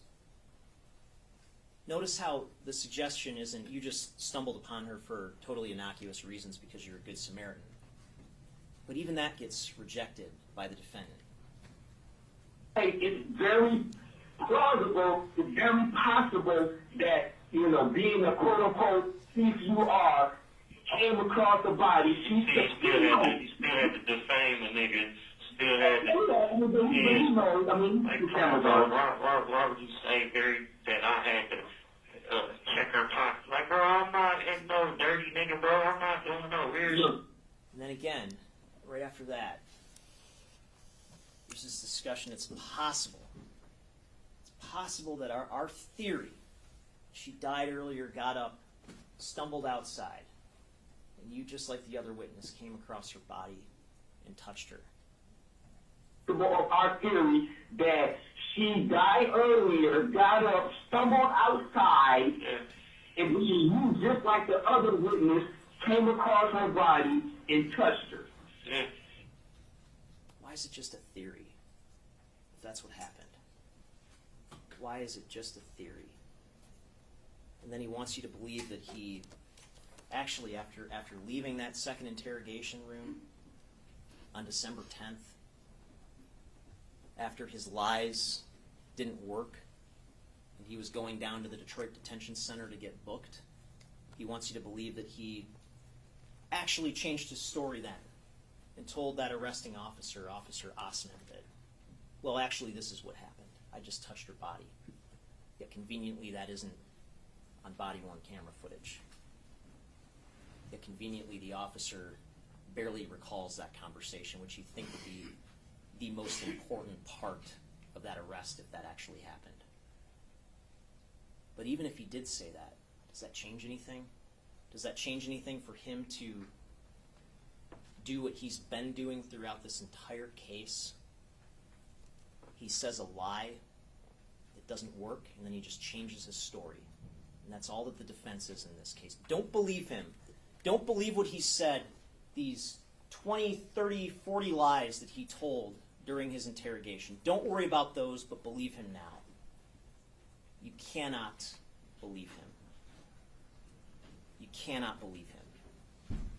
He's charged with felony murder, premeditated murder, home invasion in the first degree, and lying to the police. And I'm going to spend very little time talking about these because you're going to get a detailed set of instructions from Judge Van Houten about the elements of these offenses.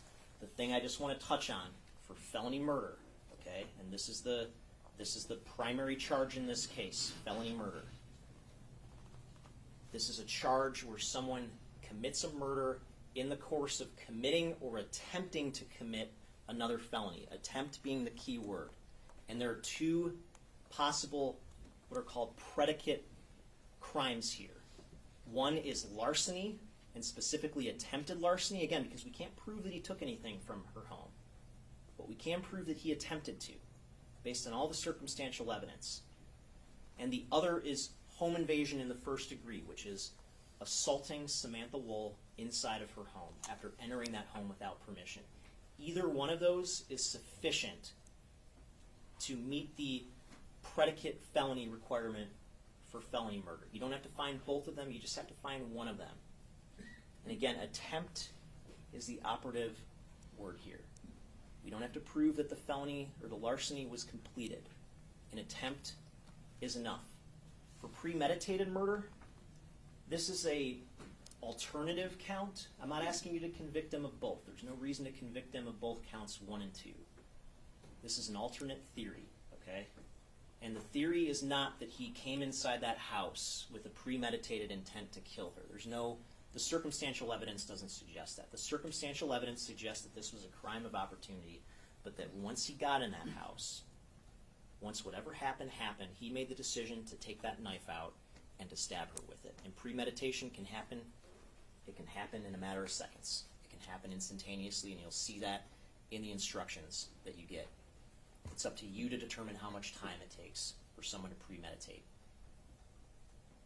But the core of this case is and always has been felony murder.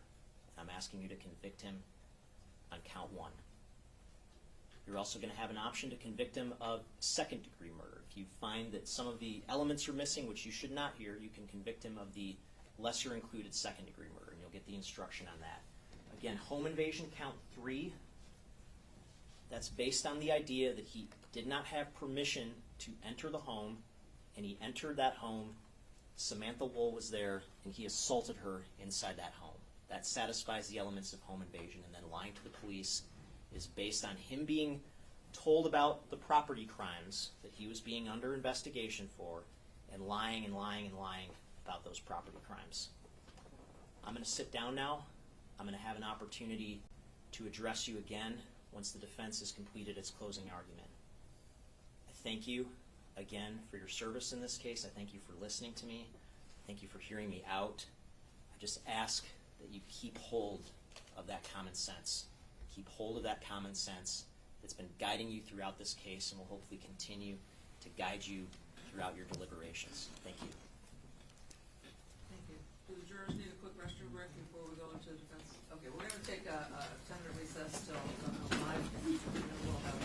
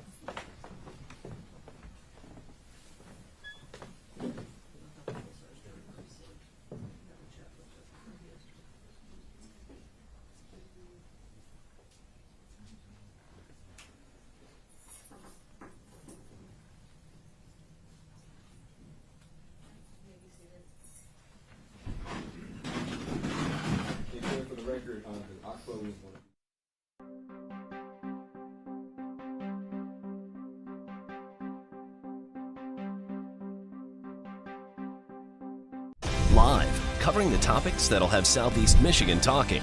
This is CBS News Detroit at 9 a.m. Good morning. Thanks for joining us on this Tuesday, July 9th. Chris, Rochelle, Sandra, and Troy here with you. Hope your day's off to a good start. And you know what? You have a reminder for everybody right off the top. I do. We want to let you know, and a reminder that we will have continuous coverage of the Samantha Woll trial. It's over on our stream. You can watch it on the CBS app and also on Pluto TV as well. Just a reminder for folks at home. But if you want to have a little fun, stick around here because we got a whole bunch to talk about today. We got a lot of guests coming up. We also see that it's National Sugar Cookie Day. We love to eat around here. We're always filling our faces. I ate 4 chocolate chip cookies the other day. But sugar cookies, not my real thing. But are any of you bakers? No. No? I used to be a baker. Okay. Really? Back in the day. Hung up the back in the day. chef's, Now hat? it's way too much. Shortly after we launched the 9 a.m., didn't you make a cake from That's scratch? right, a couple Was of it cakes. a lemon Yeah, cake? I forgot which one. I made a couple of cakes Yeah. actually. It's been so It was long. delicious. That may have been She the can last. Do you have a may- specialty? What's your specialty? That may have been the last Is time there I one baked. that you like to make the most? You know, I do make like a really good, like a chocolate, like a double chocolate cake. I have a couple of my go-to recipes in my bag. I might bring So it you back recently someday. hung it up because if you bake something that Rochelle remembers, that's within the last 18 months. So Yeah, this is just so something you're like, pretty I'm recent. out. I kind of go on hiatus, every now Because and they're then. so good. They're so delicious, I'm guessing. It's the cleanup It's a lot of and work. all the It's a lot of work. ingredients. Yeah, I'd just rather go buy it. Right? Yeah, all right. There's Go some to the good bakery. bakeries. They're good We bakeries. might have to find a sugar cookie though today. Yeah, not my It favorite. might be too hot to with you, get the Chris. oven going, don't you think? It's going to be warming into the mid-80s. That's a good transition. We'll take that. The big Trying. story, though, will be the rain. We're going to be tracking rain for today, but more so tomorrow. In fact, flooding a big concern tomorrow. So we've got to watch for that. In fact, we have several counties, really all of our counties, except Lenawee and Monroe counties under that flood watch. And that means we are likely to see some flooding before it's all said and done early on Thursday. So all day tomorrow, we have a chance for some rain, and it's all because of what's happening over Arkansas right now, if you can believe it. Right now, we are seeing a little bit of light rain in the Detroit metro, some of this not reaching the ground here for Warren and even downtown Detroit, but a couple of sprinkles just to the west. We're also going to see that into the next couple of hours pushing in from the south. But the real push for heavier rain comes tomorrow, even as early as 11 p.m. tonight, but really 3 a.m. tomorrow. I'm going to show you a futurecast in just a little bit, and as we do, you'll see that heavier rain. But this is what is left of Beryl. It was a hurricane at one point, a major Category 5 hurricane. Now we're going to watch the remnants of this system move in our direction. The official track as of 5 o'clock this morning does take it right through all of our counties in southeast Michigan tomorrow. And so, as it's an area of low pressure and it's interacting with a front that's stalled across our area, we will have that chance for rain, heavy downpours that could lead to flooding. 75 is the temperature right now in Detroit. We'll see that rain chance increase, especially after 2 p.m. today, mainly because of the front, warming to a high of 85 degrees. So still plenty of time to warm up. And then after 2 p.m., we'll see a chance for some of those heavier downpours.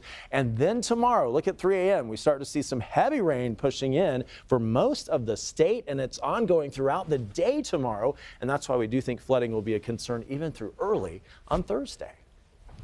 All right, Troy, thanks so much. Let's get to your hot topics now. John Cena has announced he's retiring from wrestling in 2025. Yeah, big news in the wrestling world. The 47-year-old wrestler turned actor broke the news during World Wrestling Entertainment's Monday in the Bank event.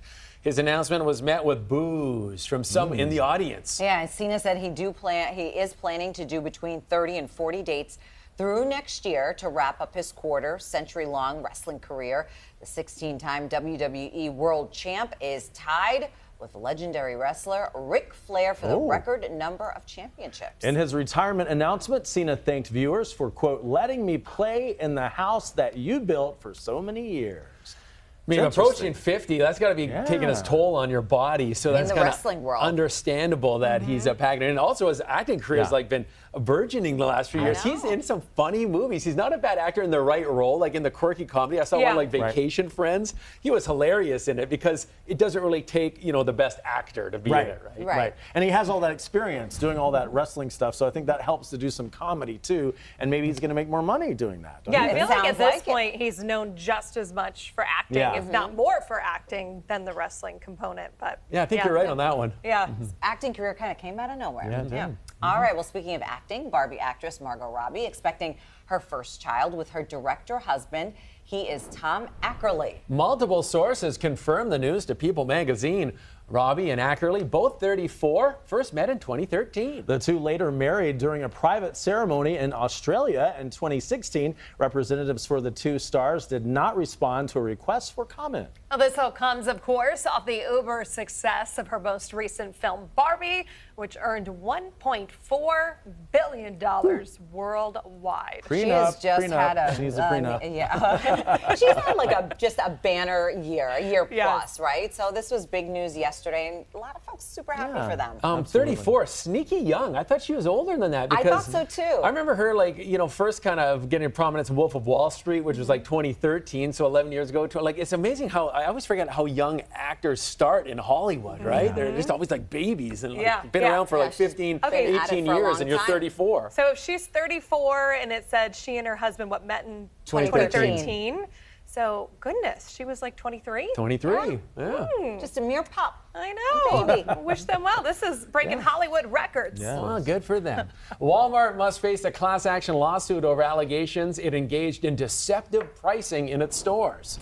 That's according to a federal appeals court ruling from last week, which reversed a lower court ruling. In the lawsuit, an Ohio man says he purchased more than a dozen items from a Walmart store in Illinois in 2022. But then that man claims that prices for some of the items rung up 10 to 15% higher than they were on the store shelves. So the lawsuit also alleges that there were similar discrepancies in stores in 5 other states. A judge dismissed the case last year and ruled Walmart negated any unfairness caused by inaccurate shelf pricing by providing receipts after purchases. As a result of last week's ruling, consumers can now try to prove the retail giant violated consumer protection laws. And I just wonder, how did he do it? I mean, you got to be diligent to notice those price changes from store to store. Looked like he went all over the country. Yeah, and it sounds like he was on a bit of like a fact-finding mission, right? Out to get Walmart. I just think I wonder if this really is going to have any legs to stand on, because when you think about it,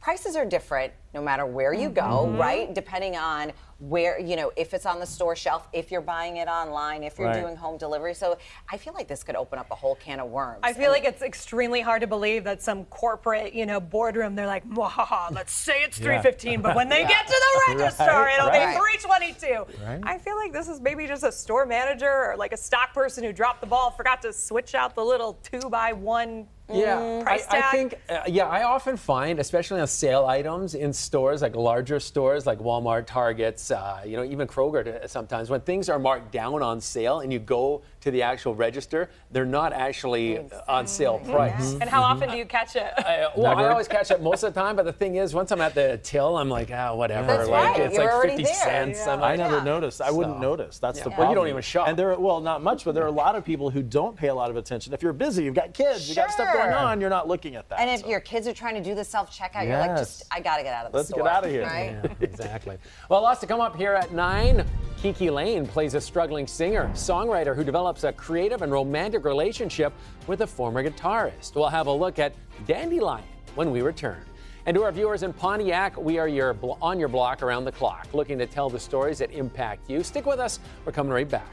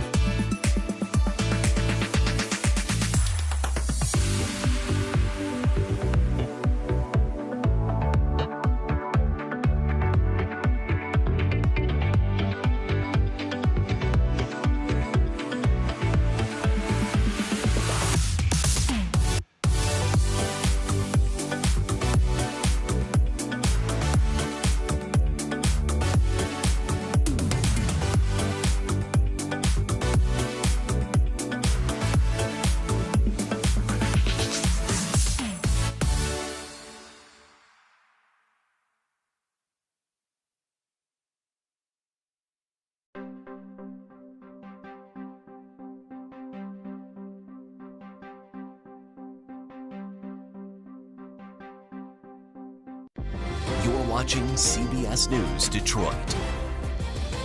Welcome back. Having important conversations with your children can prove difficult. One of the hardest things to discuss and share with kids is divorce, but it doesn't have to be. Sandra, you're here with an expert to give us some tips on breaking the news. That is right. I'm here with Jessica Woll, author of the book, The Wise Divorce. Jessica, thank you so much for being here with us. Thanks so much for having me. So talk to us a little bit about July and what it's designated and how to get these conversations started with your kids. Sure. So July is Child-Centered Divorce Month. So it's really a month focused on how to make divorce better for your children, because obviously divorce has long-lasting impacts on your children, and how you handle it with your spouse going through a divorce or post-divorce is really important. So it's nice to see this month is we're showcasing and drawing attention to what's in the children's best interest by trying to be child-centric. And I'm sure clients ask you all the time, what's the best way to even broach the subject? And what do you tell them? The subject of I'm getting divorced. So I think the best way to handle that is a unified front. So both parents put aside their differences and they come together to act in the best interest of their children. And they basically tell their children how much they love them, how it's not about them, that they're not the cause or anything, that you're going to try to keep their world as, as much the same as it was prior to the filing. Really reassure them that you're going to try to make things as peaceful and smooth as possible for them during this time. You don't want your kids to find out through a third party that, you're getting divorced. That would be terrible. So in cases like this, let's say both parties can't come together, right? What is there a next best option in terms of actually breaking the news to your children? I think that if your spouse is reluctant to tell your kids and it's something that you've gone ahead and filed or you're about to file, that you actually have to take that step and tell your children with the same kind of messaging. You love your child or children. It's not about them. They're not the cause for the breakdown of the marriage, that you're going to do everything to keep the divorce as peaceful as possible, as amicable. You love their father or their mother, but you're going to be a different kind of family. You're not going to be a theory of what happened. Yes, we have a theory of what happened. Just like they stated, this is their theory. Now, as a defense attorney, do I know exactly what happened to Samantha Woll? No, I don't.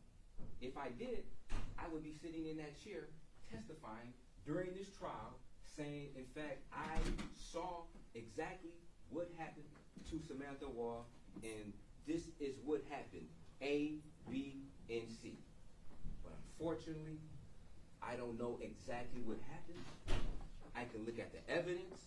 I can use my common sense and come to a conclusion that I know for a fact that Mr. Michael Jackson-Bolanos had nothing, absolutely nothing, to do with the death of Samantha Woll. Now, throughout this case, I believe it was stretched dramatically. Half of the case, the prosecutor used to defend Jeff Hirschman, instead of showing you evidence that would implicate if Michael Jackson-Bolanos committed this murder. And why he didn't do that? Because he did not have evidence to prove beyond a reasonable doubt that, in fact, Mr. Michael Jackson-Bolanos killed Samantha Woll. This particular case, he states, is circumstantial. This case involves the wrong person who just happened to be in the wrong place at the wrong time. We first heard from Kevin Mull, who was their witness. He testified that at first he couldn't even see the body from 40 or 50 yards away. He didn't even know it was a body until he got much closer. Prosecution wants to imply that, oh, this scene was lit up so much you would have been able to see Samantha Woll from space. Their own witness stated he couldn't even see it. He didn't even see or notice the blood at all. He states that he did touch the body. He touched an exposed part of her back. He then went back to his wife. They called 911. He was then asked to do CPR, and he stated in his mind he did not think CPR would be necessary because she was already dead, from his opinion. Now, asked whether or not there was blood on his clothes. He said he doesn't believe so. Now, did he actually check? Was his clothes actually analyzed? Had his clothes been analyzed, would we find trace amounts of blood on his sleeve or on his elbow? We don't know, because that was not done.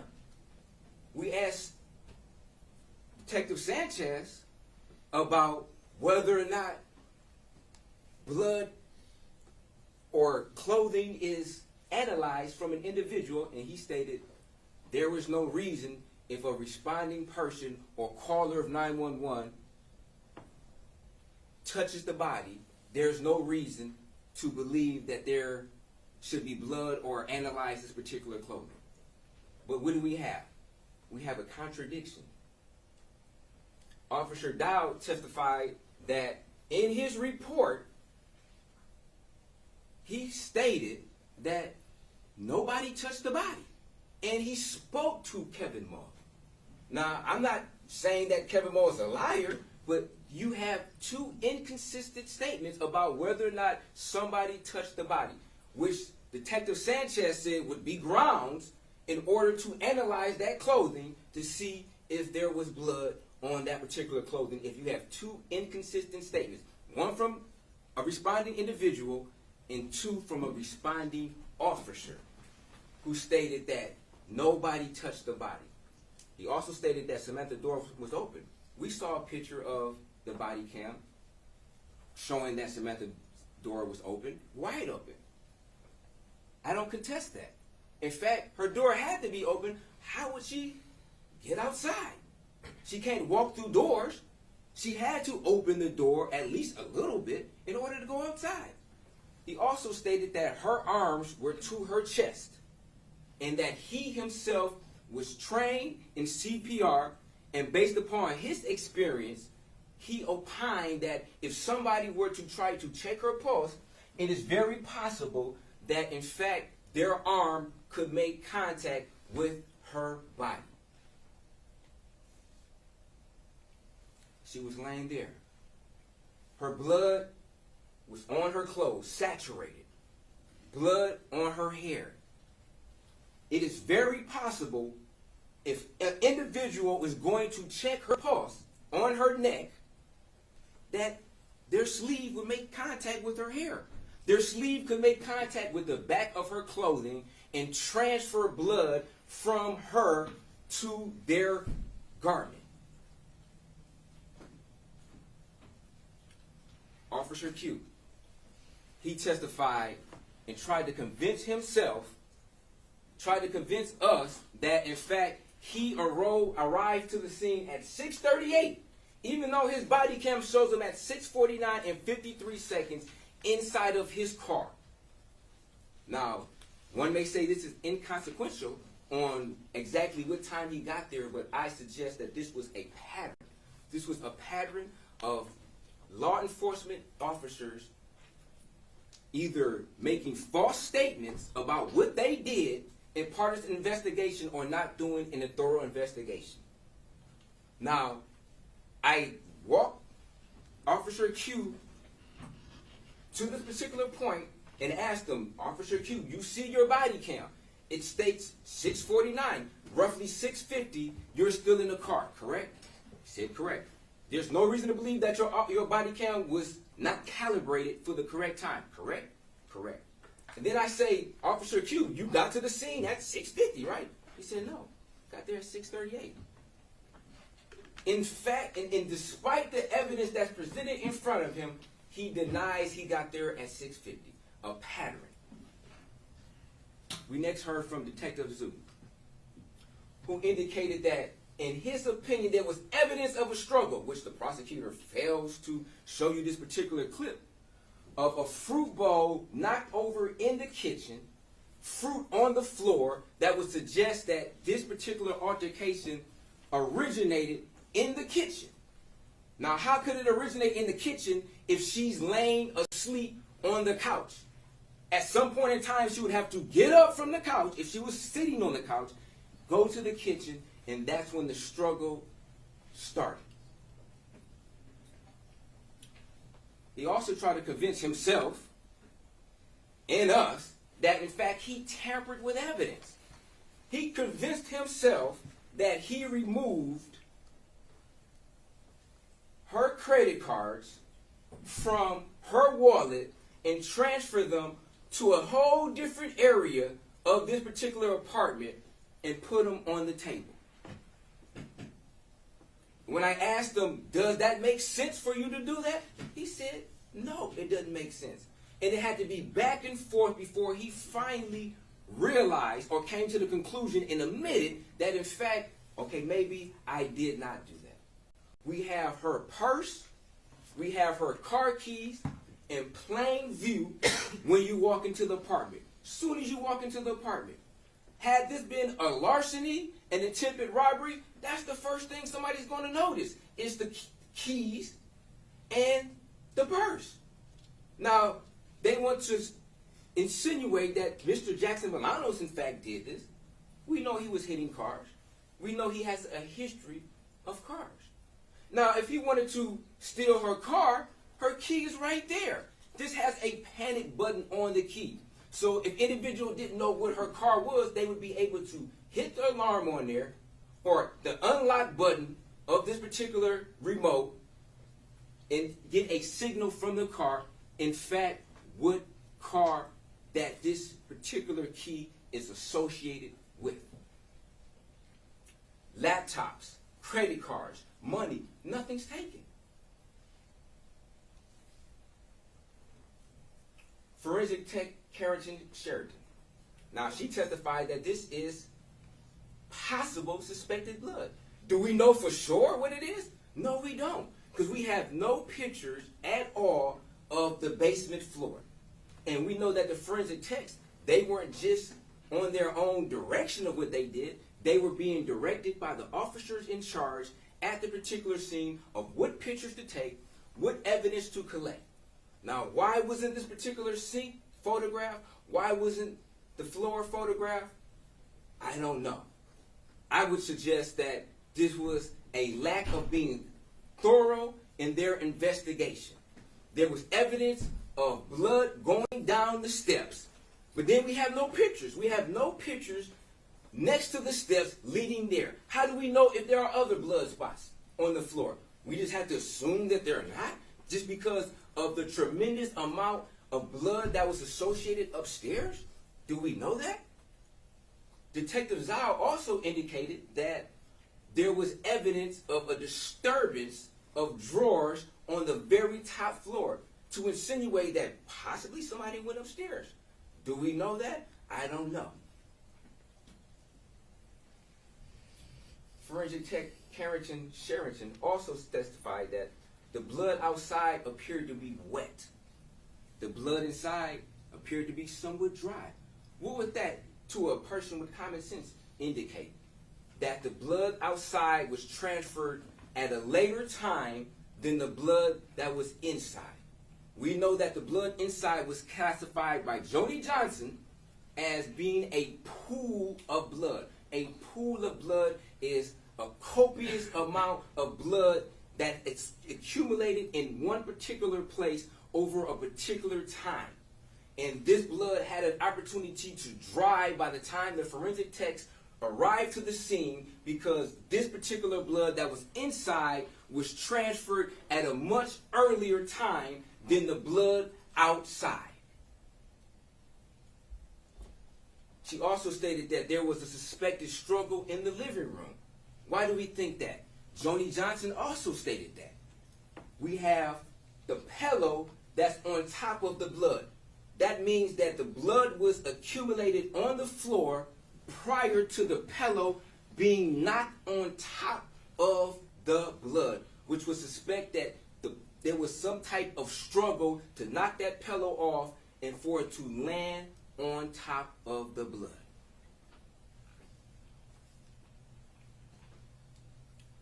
Now, we also heard from their neighbor, James Griffin. He testified that he doesn't remember or doesn't acknowledge hearing somebody scream. However, that's not what he said on the night of. We know for a fact that he was trying to convince himself that, in fact, he did not hear the assault of Samantha Woll. Said he went outside around 1:20ish to walk his dog. He says he routinely goes out there around 12:30.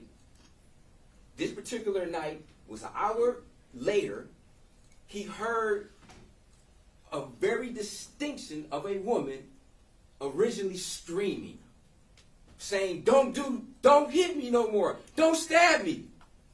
A direction from the Joliet area. He never said anything about sound bouncing off a building. He never said anything about thinking it was somebody striking. He stated that he was feeling guilty for the last 24 hours, feeling callous for the last 24 hours because he knew in his heart. And then he tried to deny he said that. But then when confronted with the truth, he had to admit, but he wanted to explain it. It was obvious from his passion and his emotions on the body-worn camera what he actually felt. He also stated that the walls are so thin in these apartments that he just assumed it was somebody else's responsibility. It wasn't his responsibility, and it was eating him alive. And if anybody can reassure to him that he did not hear what he knows, what we know he heard, he can sleep better. It makes him sleep better at night, knowing that he could have done something. He could have maybe went there, called the police. She could have received medical aid much sooner than when she collapsed outside and when Mr. Hull found her. She would have been able to have medical attention around 1:20, 1:30. We wouldn't be here right now. We definitely wouldn't be here with an innocent man being accused of a murder he did not commit had she got that particular aid when she was originally assaulted. We then heard from Paul Spurgeon. What did he say? In regard to Samantha Woll, she did not sleep on her new couch since moving into Joliet. She also slept in T-shirts. She was miserable trying to make a relationship with Jeff Hersman work. We know that Samantha Woll was not found in a T-shirt. She was found in sweatpants in a jacket with a hood to it. Not sleepwear. Not something that you would put on if you were preparing to go to sleep coming from a wedding. Especially if you never slept on that particular couch. Why would you be on the couch? Was she waiting for somebody? Did she travel home with somebody? We don't know. Everyone told Samantha to get rid of Jeff Hersman. We also know that she went to Utah to clean him out of her system. But after she returned from Utah, she was still in contact. Paul Spurgeon confronted her about that. He expressed his feelings as a friend to her about, why are you still dating this guy? You told me you were going to Utah to get rid of him, but you're still dating him?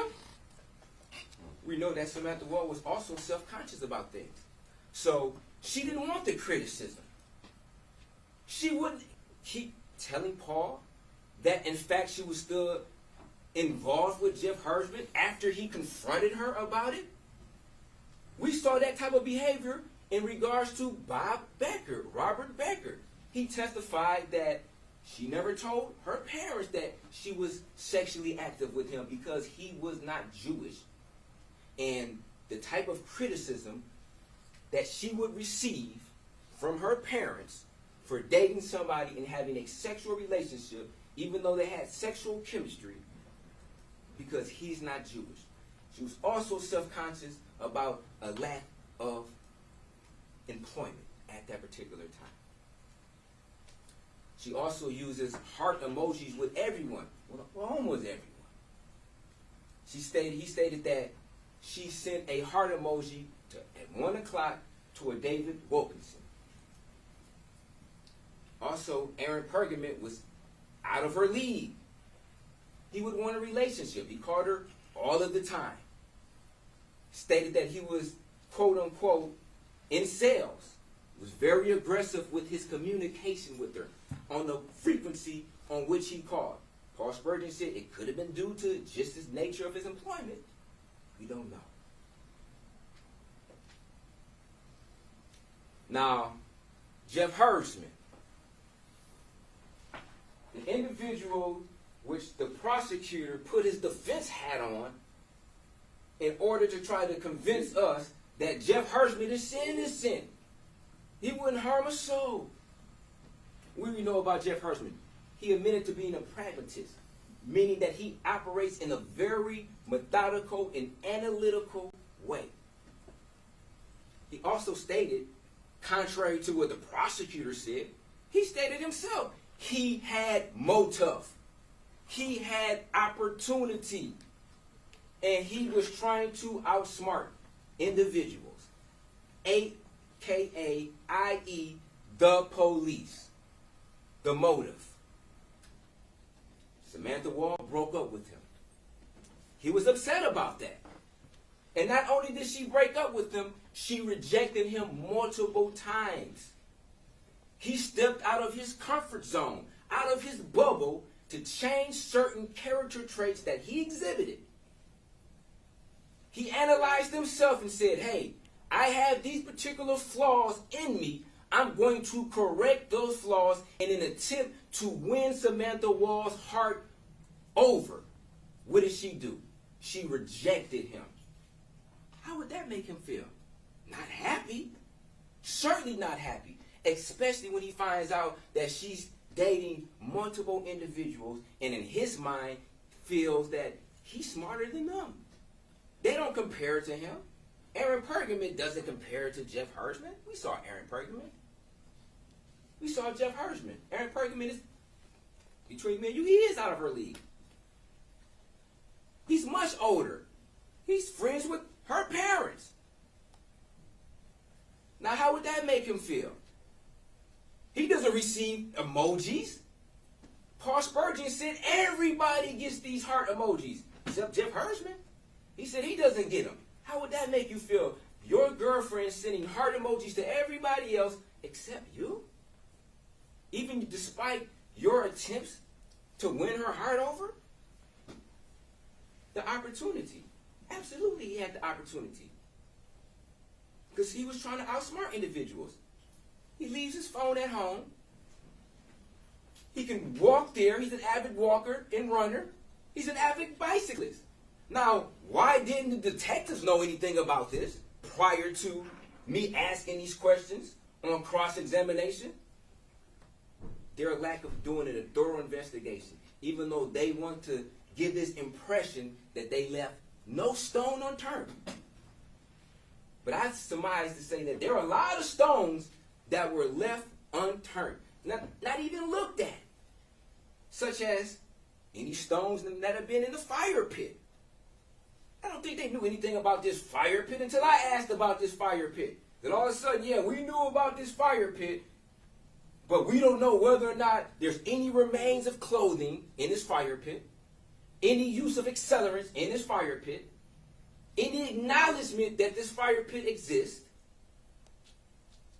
any photographs of this fire pit, no knowledge of a bonfire, which was testified by Paul Spurgeon and Jeff Hersman, no evidence whatsoever. When he was arrested, already had a criminal defense lawyer. Already had one when he talked to the police. Called his parents. And the police were very nice to him. Very nice to him. And we saw the I guess the difference in how Mr. Jackson-Bolanos was treated versus how Mr. Hersman was treated. Oh, would you like me to call your parents? Oh, would you like any snacks, anything to drink? Just very pleasurable, very cordial with them. Now, I'm not saying that they should have just been treating him like Mr. Jackson-Bolanos and calling him, you know, a homeless motherfucking liar and not all of that. But they could at least showed Mr. Jackson-Bolanos that same type of respect. However, his father tells him, don't say anything. Don't talk to the police. Mother doesn't even ask why he's there. He calls the police, and what mother doesn't ask why you are in the police station? What happened? What are they saying? What are they arrested you for? I mean, some type of questions would be warranted for somebody who cares about you, especially if they got a defense lawyer for you already. Now, I believe that Jeff Hirschman, he told his parents prior to him smoking marijuana, becoming very paranoid, along with any other drugs he was probably taking, such as mushrooms, and then a combination of who knows what else, that led to a guilt-stricken paranoia where he just could not control his emotions at that particular time, and they just burst out, and he could not control himself. His parents probably said, wait, the lawyer right now, she's out of town or something like that. Don't do anything rash. He went there and started smoking and thinking about it. And he suggests that, oh, he convinced himself. But what else we know? We know prior to him calling 911, he thought about and started to worry about whether or not he brought the correct clothes to Kalamazoo. So what does that tell us? That means he had to first be analytical and think about, A, what he brought to Kalamazoo, and also what he could have brought to wear to Kalamazoo, and how that would be perceived by individuals who were looking at what he wore. So he had time to think about this. He also had time to think about whether or not he would get along with his program director. So he had to think about possible conversations of what could have been spoken about between him and his program director, possible conclusions to that particular conversation, and what could have happened to him based upon his conclusions on how this conversation could or could not go. So he had to be methodical and analytical about that. Also, before he called 911, he removed all his property from his hotel room. He knew he was going to jail. He didn't have a delusion of where he was at. He knew exactly where his room was at. He didn't go and walk to the corner store and say, hey, give me my clothes. He went up to his room. He knew exactly where he was at. He then went down to his car and placed those clothes in the car. He wasn't having a delusion. He knew exactly where his car was located at. He knew where his phone was located at. He didn't go down and take his clothes and just throw them on the ground. He didn't throw them at the front desk and say, here are your clothes back. He was not having a delusion. He was told to say that. Very convenient for him to admit to killing Samantha Woll, and then conveniently, oh, I was having a delusion because I took the wrong dosage. And my psychiatrist told me that that's a possibility. Where's the psychiatrist? We've heard from every expert that they could bring to try to substantiate what they wanted to put forth as their theory. Where's the psychiatrist? Where's an expert that can testify that, yes, he was taking this particular medication, and these are some of the side effects, or could be a side effect of his medication for him to admit to murder? No. Just like he was analytical and thinking about whether or not he brought the right attire to Kalamazoo, he thought about the murder. He relived the murder in his mind, and he relived it. He knew exactly what he did. He knew exactly what he did. And that's why he told the police, I'm in trouble. Because he knew exactly where he was at. He knew exactly who he just called. And he knew exactly who he was speaking to when he said he is in trouble. Then when he was taken to the police station, he knew exactly where he was at. The officer came in and told him, do you know why you're here? And what's going on? He said, yes, I'm being detained. Do you know why? Yes. The officer said, good, as long as you know. Now, he didn't think he was at the zoo. He didn't think he was at home in his bed.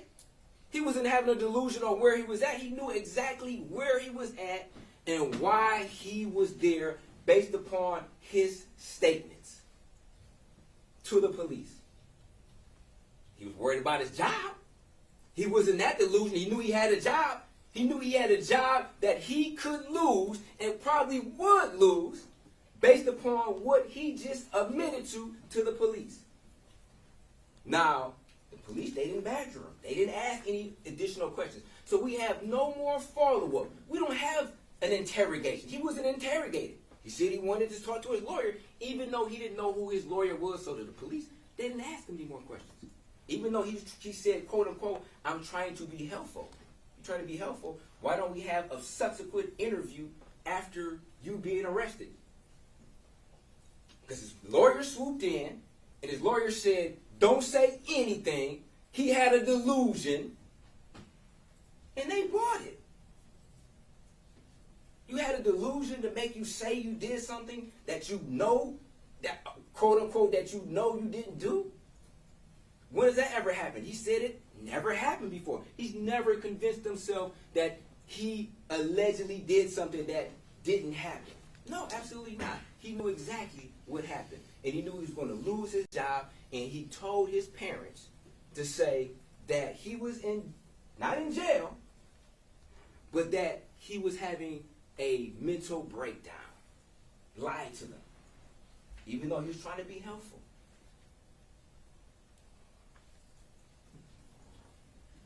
Now, they want to say that, oh, this is a seatbelt cutter. This is a knife. This is a knife. It's a blade. Now, why wasn't this blade submitted to forensic tech Secadat in order for her to do her trace analysis? Why wasn't the fibers even collected from this particular knife, let alone submitted to Secadat in an attempt to see, whether or not the fibers that were contained in this knife actually could match the fibers that were removed from Samantha Woll's clothes? Why wasn't this particular knife submitted to forensic tech Secadat in an attempt to see whether or not this particular knife could have caused some of the wounds or some of the cuts on Samantha Woll's clothes? Why wasn't this particular knife submitted to forensic tech Secadat? This is a characteristic knife. It has a straight edge, a single edge, which could be consistent with the cuts to Samantha Woll's clothing. But we don't know because it was never submitted. But they want you guys to think they did a thorough investigation. No stone is left unturned. This knife was never submitted. We have multiple pictures of Samantha Woll throughout Jeff Hersman's apartment. Now, we saw inside of Samantha Woll's apartment, and you will be able to see from exhibit number 10, the pictures of her wall. Not one picture of Jeff Hersman. Not one picture of Samantha Woll and Jeff Hersman. Jeff Hersman goes from room to room, being reminded of Samantha Woll, looking at these pictures. We don't know what's on the back of these pictures. I mean, I'm not suggesting that there is, but could be some language on the back of the pictures. A plethora of prescription medication that who knows what the results of what combination he was taking. We have a bag of whatever type of pills that's not in the prescription, that's technically illegal to have pills out of their prescription bottle. This wasn't analyzed. We don't know what type of pills those are. We have mushrooms that he's taking in combination with a plethora of prescription medication. We have a bike that we know Mr. Hersman is an avid bicyclist. Why wasn't this bike analyzed? Why wasn't it a closer picture of this bike? Did they even know Jeff Hersman rode a bike? Why do I have to flush these out? Do we know what Jeff Hersman was wearing on the day of October 21st? No. He indicated he went to the synagogue. Why wasn't anybody interviewed from the synagogue to see what he had? Why wasn't video extracted from the synagogue to see if Jeff Hersman was even there and what he was wearing? Detective Sanchez indicated, had he known what Jeff Hersman was wearing, then yes, they would have went and tried to locate that same clothing from his house and analyzed it. And why did they know what he was wearing? Because it was not a thorough investigation. Stones were left unturned. Now, as far as his location, where was Brian Tosis at with his nice map to show that, oh, we know that he was at this particular location? Where was Sarah Markle at to say, oh, I analyzed his phone and these are his phone records that would indicate he was listening to a podcast? Where's that evidence? He was listening to a podcast that night, convenient. Now, his phone may very well have been tuned to a podcast, but he was in there listening to it. But yet we don't have that information at all, even though they spent all of this time trying to convince us that Jeff Hersman didn't do the murder. He put on his defense hat and he went to work to try to convince us that Jeff Hersman could not have done it simply because his phone wasn't there? Is that it? Because your phone is not there? We heard from Sergeant Martinez, who indicated in his search warrant affidavit, he even stated that individuals leave their phones at home in order to detect their phone being located prior to committing a crime. We have gloves.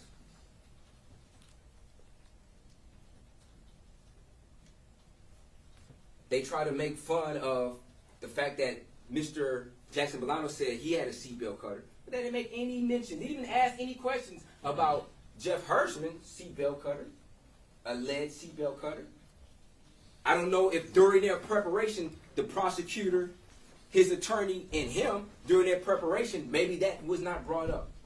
But Jeff Hersman did testify, and it was obvious that he was giving suggestions on what to say. Not just the truth. Say these things. Say you were delusional. Say you don't remember. Say whatever you do, don't say the truth that you killed her. Don't say what you already told the police. They gave him use immunity. And what is use immunity? Use immunity means that no statement that he states on the stand can be used against him. He has immunity against that. So if he got on the stand and said, yes, I did kill her, I want to finally come clean and clear my conscience, they would not be able to use that statement against him. But why not give him transactional immunity? If you really believe he's so innocent, why not give him transactional immunity, which means that we cannot prosecute you at all during this case for the death of Samantha Woll, period. And you know why? Because I think they deep down may have had some reservations on how sincere Mr. Hersman was when he tried to recant his statement. It's like, why would somebody admit to something they didn't do? And this was, the search of his house was done on November the 8th. Weeks after the death of Samantha Woll. He could have disposed of whatever type of evidence he had. Burnt it, threw it in the trash, drove up to Kalamazoo and threw it on the dump. I mean, he could have did anything with it. They didn't search his house then, on the day afterwards, and they'd be like, oh, we didn't have any probable cause. He had individuals who testified or told the law enforcement that he was depressed and he was not all the way there mentally, and they had concerns about Jeff Hersman's mental status.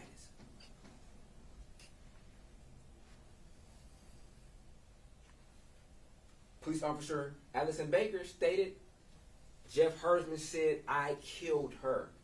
Despite the prosecution trying to, I guess, somewhat impeach her, she told the truth.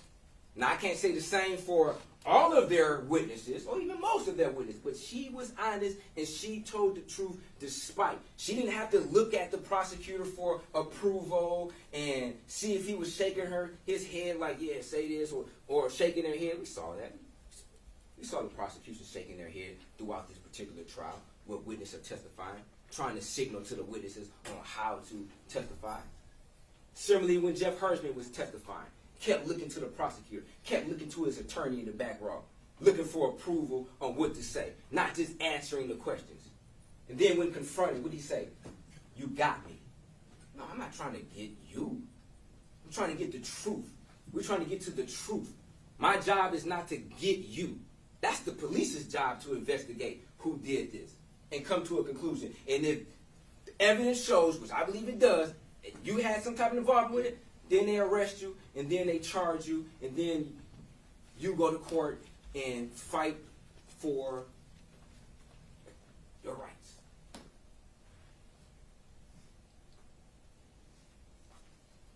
Now, Aaron Pergamon testified, lied about having a key, lied about being sexually active. There was some type of mention that at one point in time he was a stalker. Now, Sergeant Martinez testified that he felt that Aaron Pergamon lied to Officer Crenshaw when Aaron Pergamon said he did not have a key to Samantha Woll's apartment. Put that in his search warrant. He testified to that. Now, Aaron Pergamon knew that there was a criminal investigation being conducted. Why wasn't Aaron Pergamon charged with lying to a peace officer when they had proof of it, had text messages? Stockmeyer tried to walk it back and say, oh, it's probable cause, but not this or that, or I don't recall, or just didn't want to tell the truth of the matter. And I think that Sergeant Martinez stated the truth. Even though he did not take pictures of the inside of Jeff Hersman, he was truthful about that. He didn't take pictures. He was truthful about he didn't thoroughly examine it. Now, the ADT Jesse Conwell testified that at least 2 minutes for the system to go into idle mode, stated that the motion at 4:20 a.m. had to be brief in order for the system to then go into idle mode at 4:22. We know that there was motion that was detected at 12:32 in the a.m. and from 12:32 to 1:24 there had to be constant motion because the system never went into idle mode for this period of time. For almost an hour there was constant motion. They also indicated that, for the prosecutor, they stated that, oh, if she was on the couch, the system wouldn't detect it. So therefore, the system would go into motion from 12:32 to 1:24. There had to be some type of constant motion between 12:32 and 1:24 to prohibit the system to going into motion. And then the system goes into idle mode at 1:24. Dr. Krum, she testified. Now, some of her testimony was a little bit disingenuous, and I'm going to tell you why. Because, for one, in her autopsy, which you'll get a copy of that, she did not document the depths of the wounds. She also did not indicate the smaller arteries or vessels were severed at all. Why is that important? She testified on June 13th, the same day after Dr. Dragovich provided his report. Now, of course, both sides had to get an opportunity to look at these reports.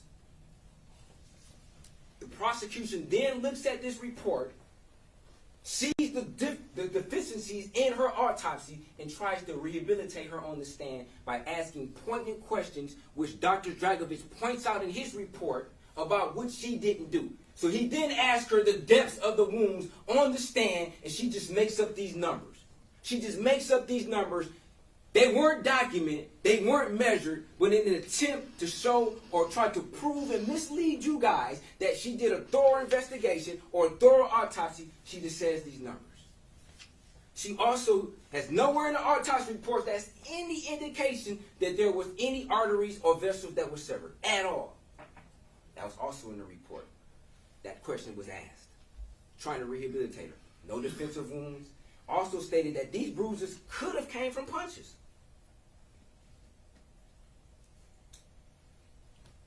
she has a bloody nose.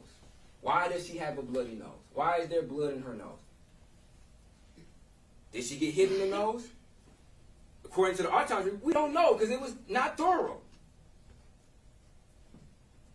Bruises on the side of her head. The prosecutor wants to say that this was a terminal fall. But she got bruises all over her body. Also, we have evidence of a struggle prior to the bloodletting in the living room.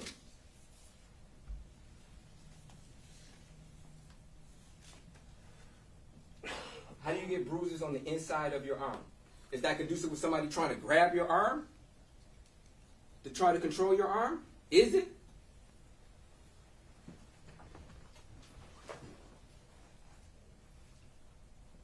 More bruising. More bruising. She got bruises all on her body. Now, this particular image is rather important because, for one, this would suggest that somebody was over her, on top of her, to strike her in the back of the head, I believe she was stabbed first in the throat, stabbed 3 times in the neck. She then fell down or bent down on her knees. Somebody then came over top of her to hit her in the back of the head. This is a crime of passion.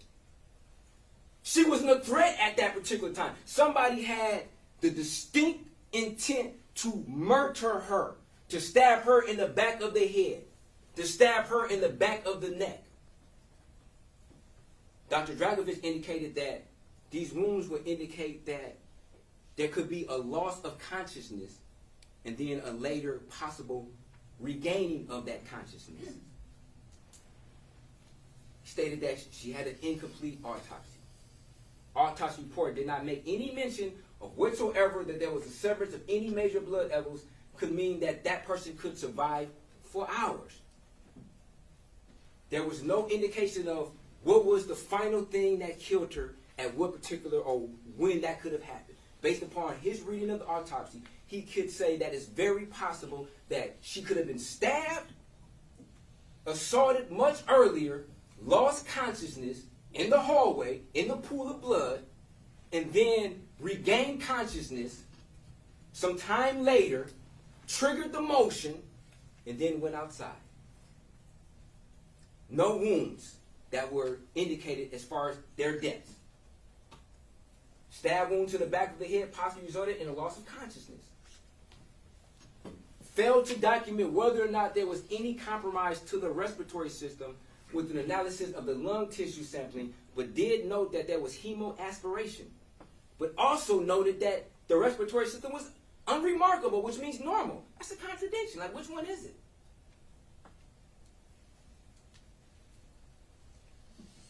The toxicologist indicated that, yes, she had GHB. And GHB is a substance that could be found in all of us. But she also indicated that GHB has a half-life of 30 to 50 minutes. If she were to inject GHB, say around 12:30, 1 o'clock, and she died at 4 o'clock, that would give some opportunity for her body to metabolize. Now, I'm not saying I know 100% that somebody gave her a Mickey, but these are questions that we have to ask. And she also indicated that based upon the substances that are in her body, it could lower her blood pressure, which could lead out to a lower rate of which somebody bled out. Now, this is the inside of Samantha's car. What substance is this in a cup? Is this blood? Is it suspected blood? I don't know. Was it analyzed? We don't know. We have no evidence that suggests that this has ever been analyzed.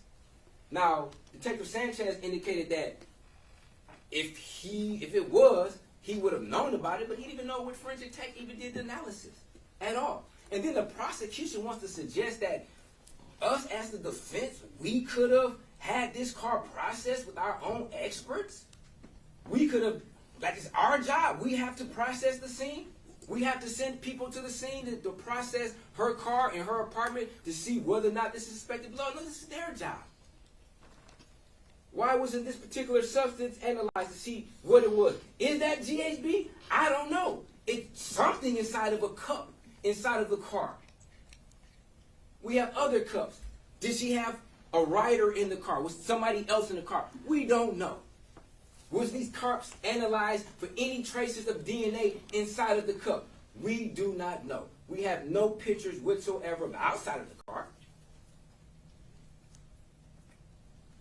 Now, Special Agent Bowers, he testified about telling the story. He likes to tell the story.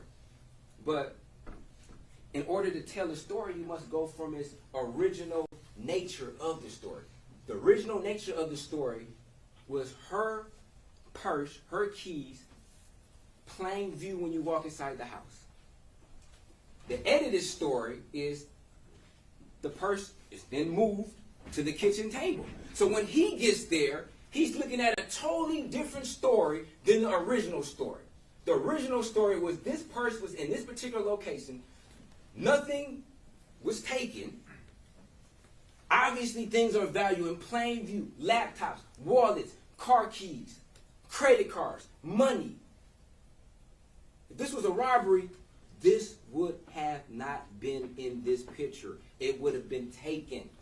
They want to suggest that Mr. Jackson-Bolanos is such an opportunity that he doesn't pass up any type of opportunity to take anything. But you don't take somebody's purse. You don't take their car keys. You don't take laptops.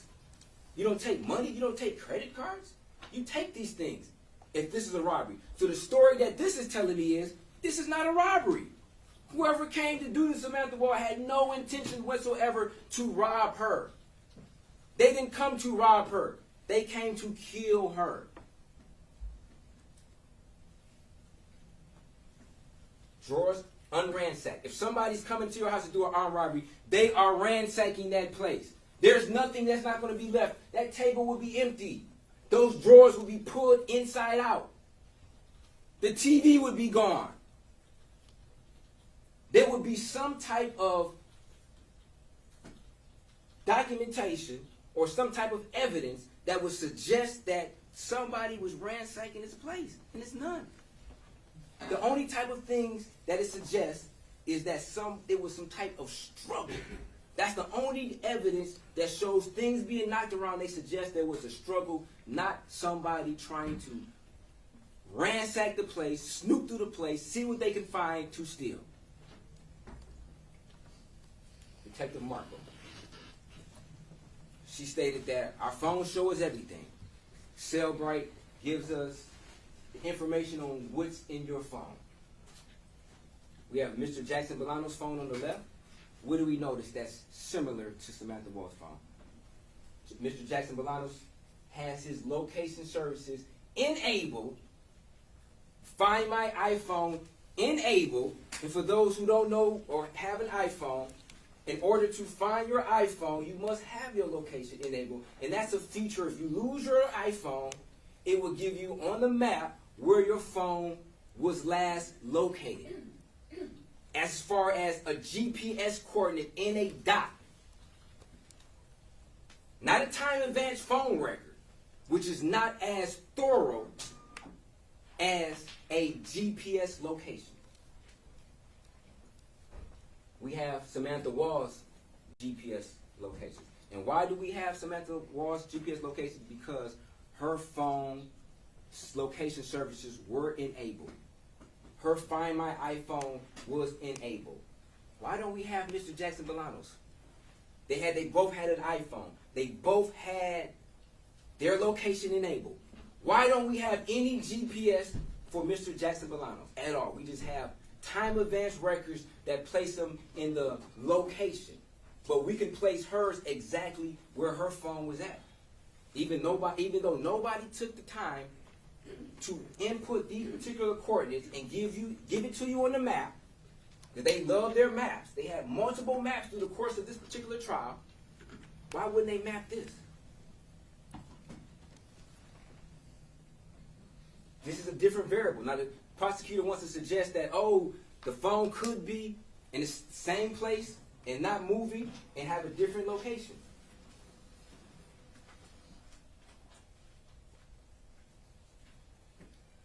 These are device lock status. The device was unlocked, locked, unlocked at a particular time. What's happening on this phone at these particular times? We look at her hands. Her hands are covered in blood.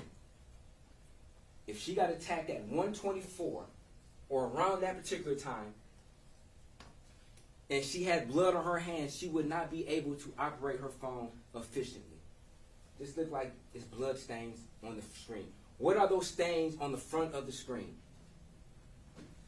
What are those stains on the front of the screen? And if any of us have ever tried to operate our phone with water on our hands, lotion on our hands, or any type of wet item on our hands, it makes it sometimes impossible to utilize the phone in the fashion we would want to. Her camera comes on at 1:24. Was this an accident? Did she try to unlock her phone and accidentally put her camera on? The camera doesn't have an end time. So was the camera just on in the background? Was the camera just on? When the police got it, was the camera on? Because the camera never closed down. She operated the camera, which I believe was a mistake on trying to unlock the phone, and the camera never ended.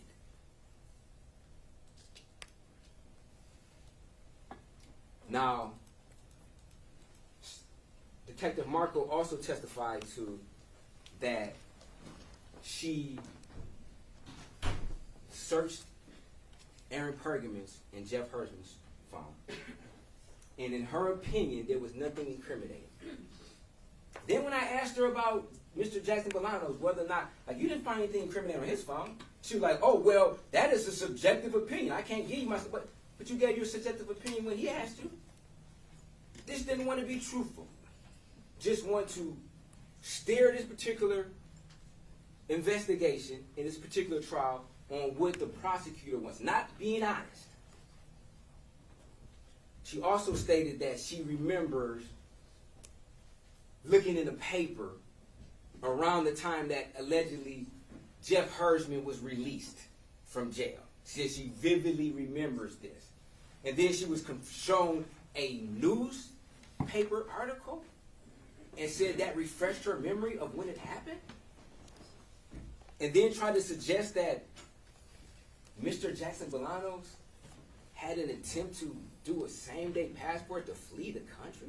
That's absurd. Guy Nutter, he indicated that he did not collect shoe impressions because the police basically tainted the scene. It was so much traffic in and out of this particular scene that he didn't collect any type of shoe prints. Is this a shoe print? Circle? Looks like one to me.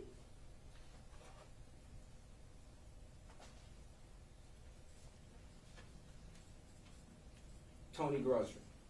Now, she stated that this jacket was quote-unquote water resistant, even though nowhere in her report that she indicated this, but she just conveniently gets on the day of trial and says that, oh, I sprayed some Luminar on there, and therefore I determined that this jacket has some type of water-resistant qualities. What about the rest of his clothes? What about the rest? What about the hood that they took? What about his face garment that they had? What about his pants? What about his shoes? What about every other piece of garment? Were those also water-resistant? Why was any traces of blood on there?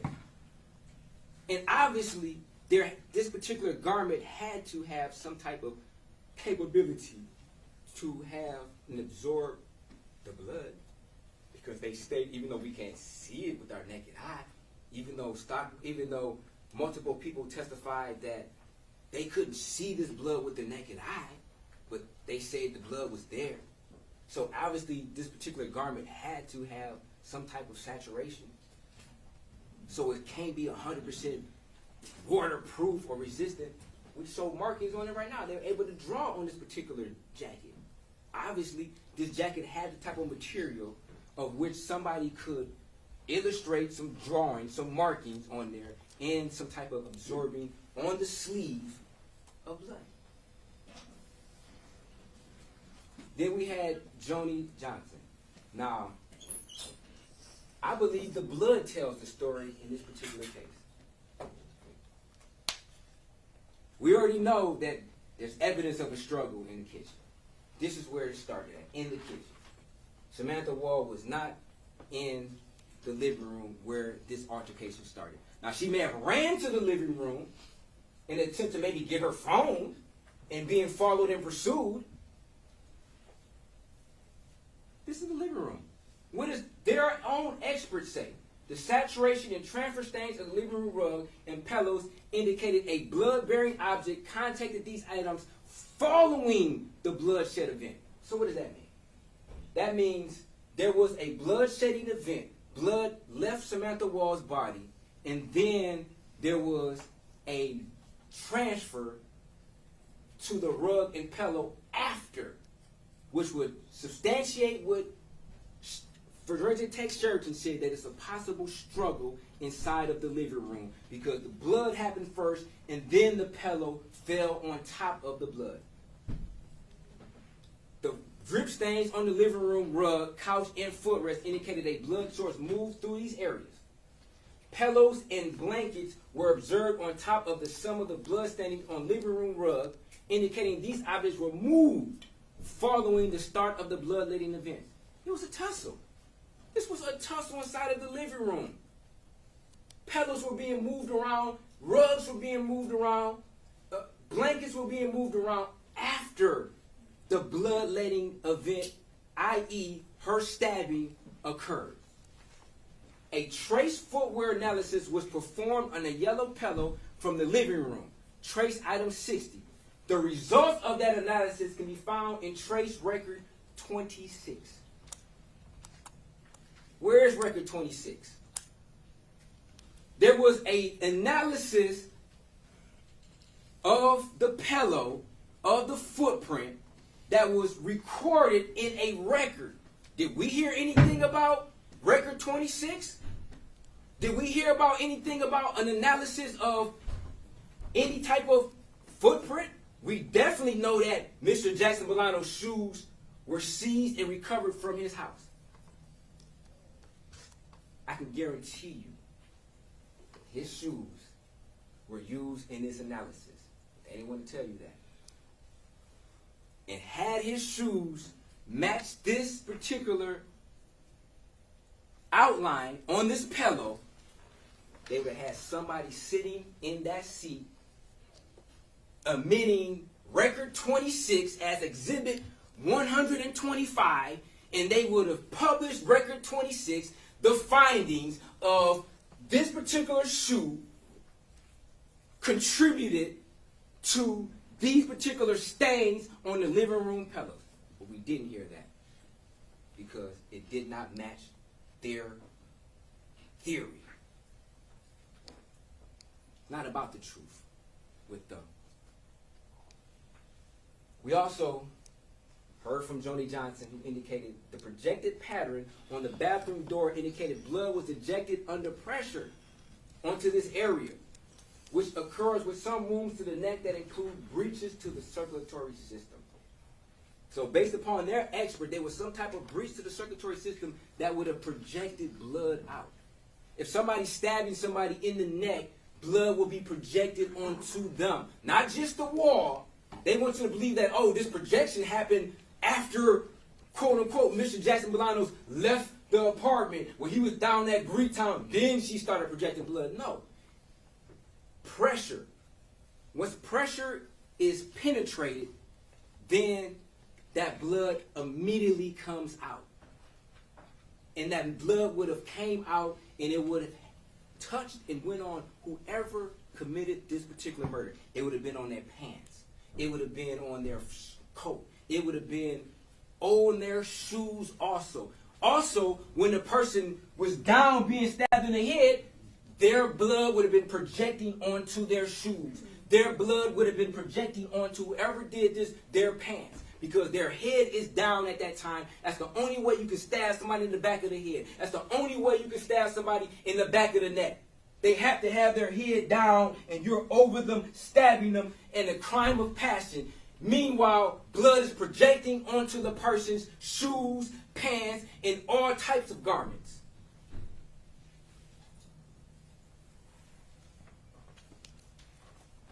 A pool that has been altered were on the hallway floor.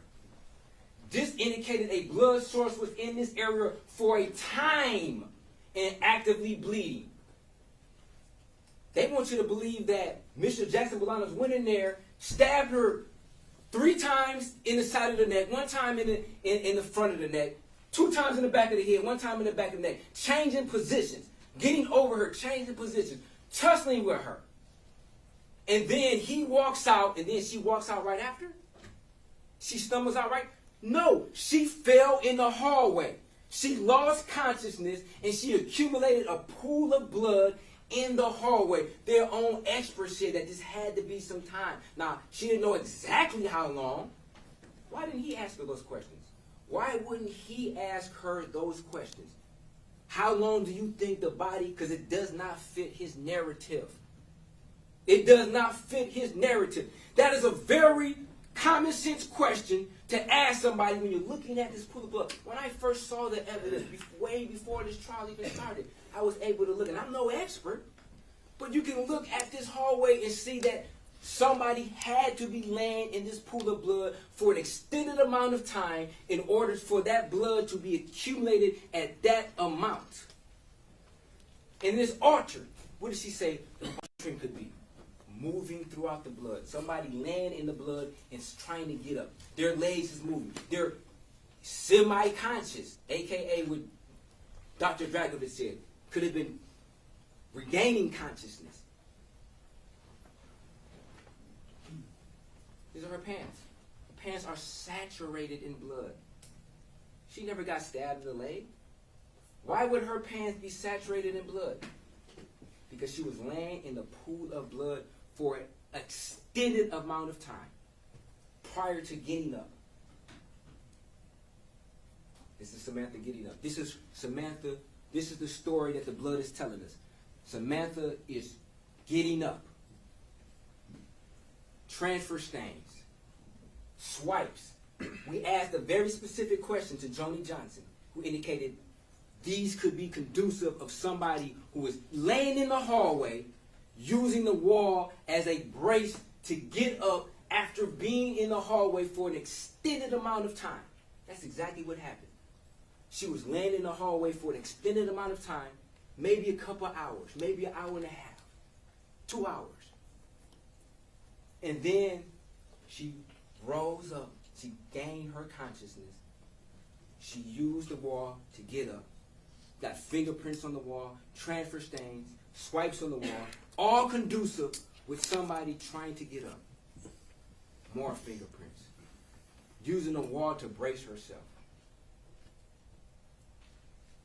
She stated we have footprints going in both directions.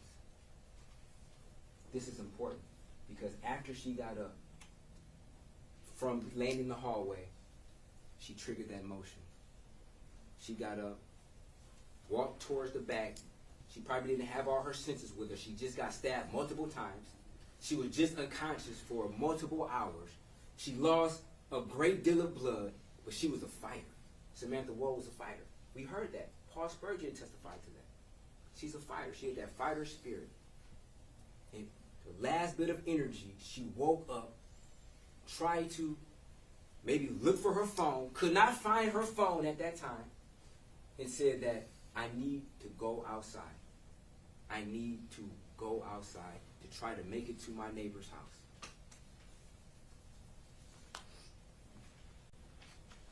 We have transfer stains on the exterior of the door. We know the door was open, right? Per Officer Dow's body cam, we know the door was open. So whoever did this attempted to shut the door behind them.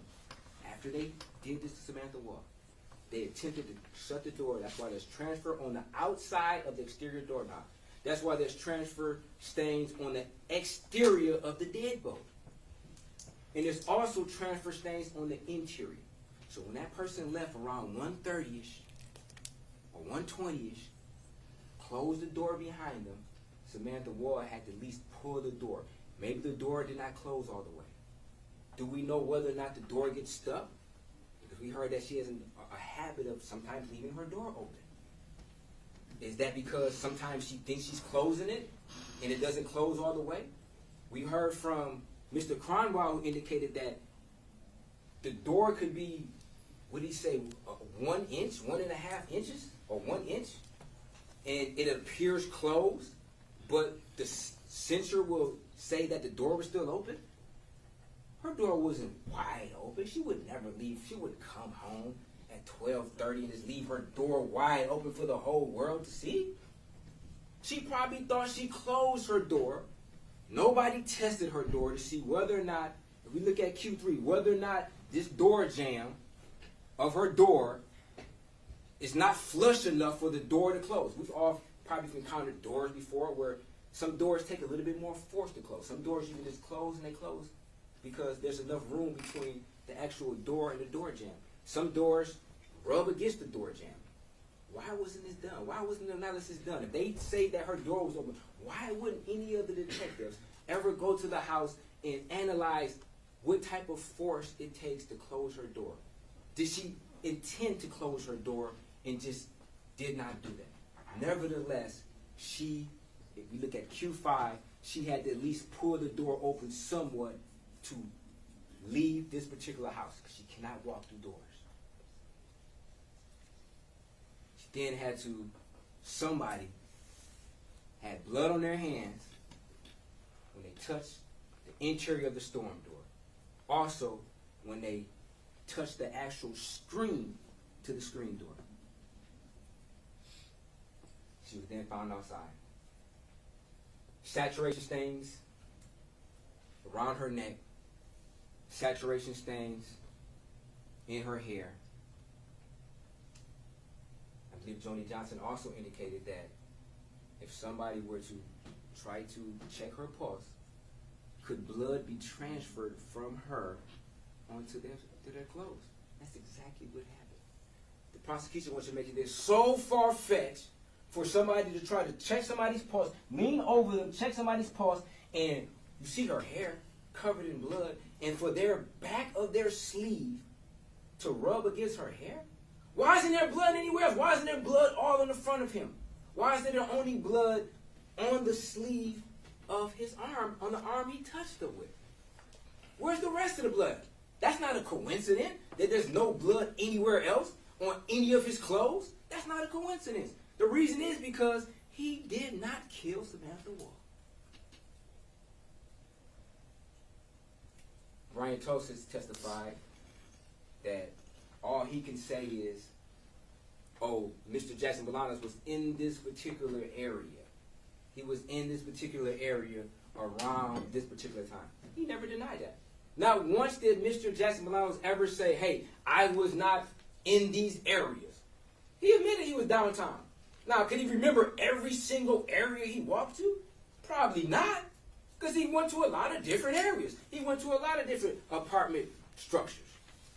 Did he ever go in any of buildings? Absolutely not. Absolutely not. Now, where is the time advance records for Aaron Pergamon? Where is the time advance records for Jeff Hersman?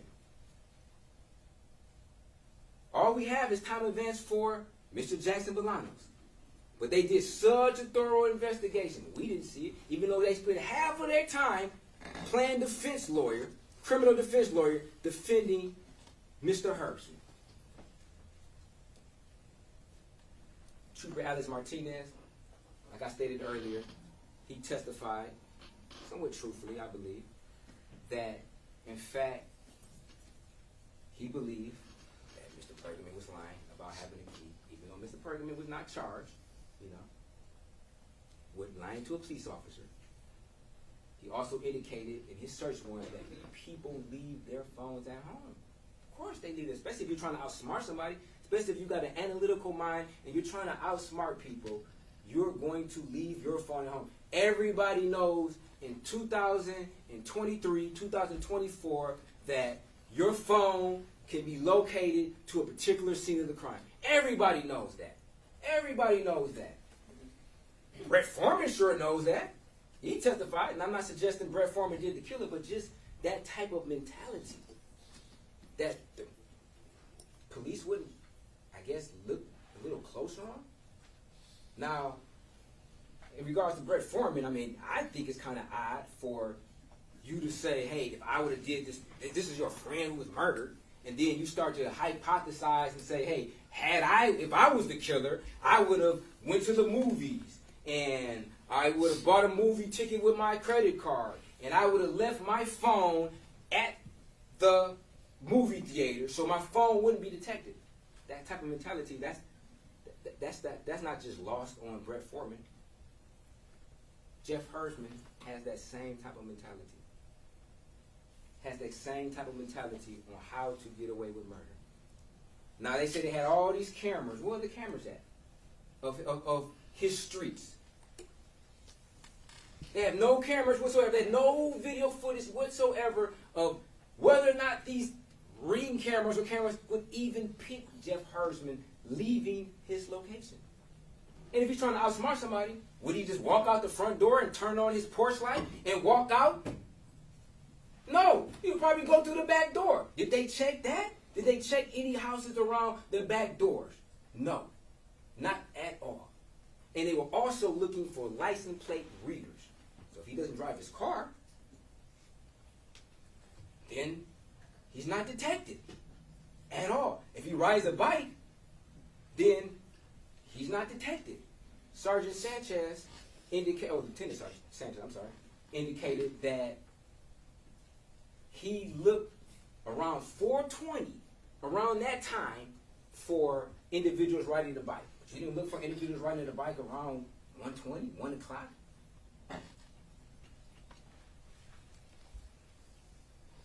Then we have video surveillance.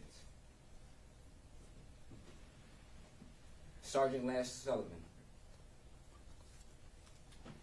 We have video footage of Mr. Jackson-Bolanos avoiding confrontation. We have individuals on the top of the screen who's walking out. Mr. Jackson-Bolanos did not know whether or not these individuals knew he was breaking in the car. He avoids the confrontation. He walks away and he hides. He's hiding. He's not confronting people. He's getting away from people. He doesn't want a confrontation. After he takes some time of hiding, he then emerges. He's walking back.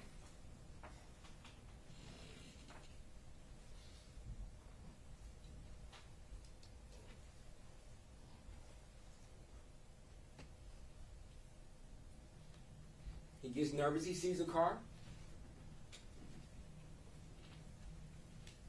He attempts to avoid confrontation.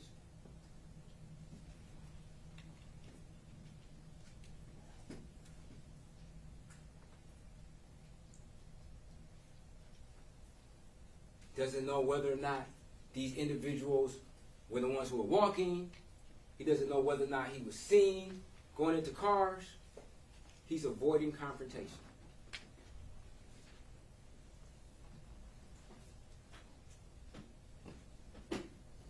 After he jumps down from this wall, where he said his glove was somewhat torn. He tore his glove jumping down from the wall, not jumping up. He said jumping down. The prosecutor wanted to mischaracterize and mislead his testimony. He said when he jumped down.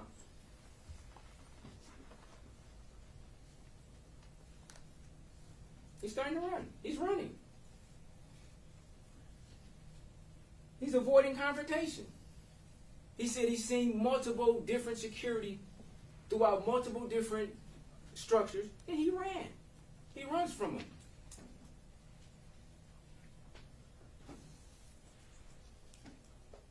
Here we have Mr. Jackson-Bolanos again, running. Avoiding confrontation. looking over his shoulder. He's avoiding confrontation.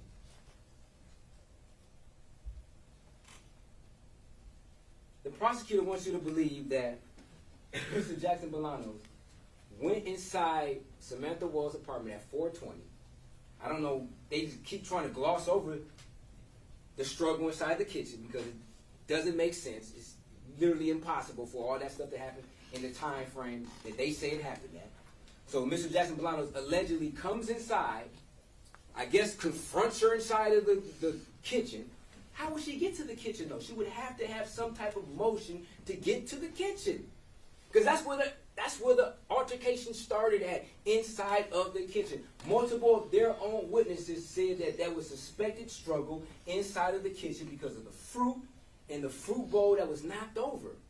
So whoever did this, the altercation started in the kitchen. So how would Mr. Jackson-Bolanos, who we never saw walking towards her apartment, and they want you to believe that Mr. Jackson-Bolanos just stabbed some tires? Like, that doesn't even make sense. Like, he didn't do any type of breaking into cars as far as breaking the window. He hit some handles. Yes, he did. He opened car doors. If the door was locked, he moved on. He didn't use any type of breaking as far as breaking the window, picking the locks, anything of that sort. They had no type of evidence or reports, the police, that any cars' windows were broken into on that particular night, even though Ms. Grady testified that her car window had been broken into before. Multiple times her car window's been broken into. We didn't get one report that whole night from any of these apartment complexes, which they know where he was at, that anybody's windows were broken into.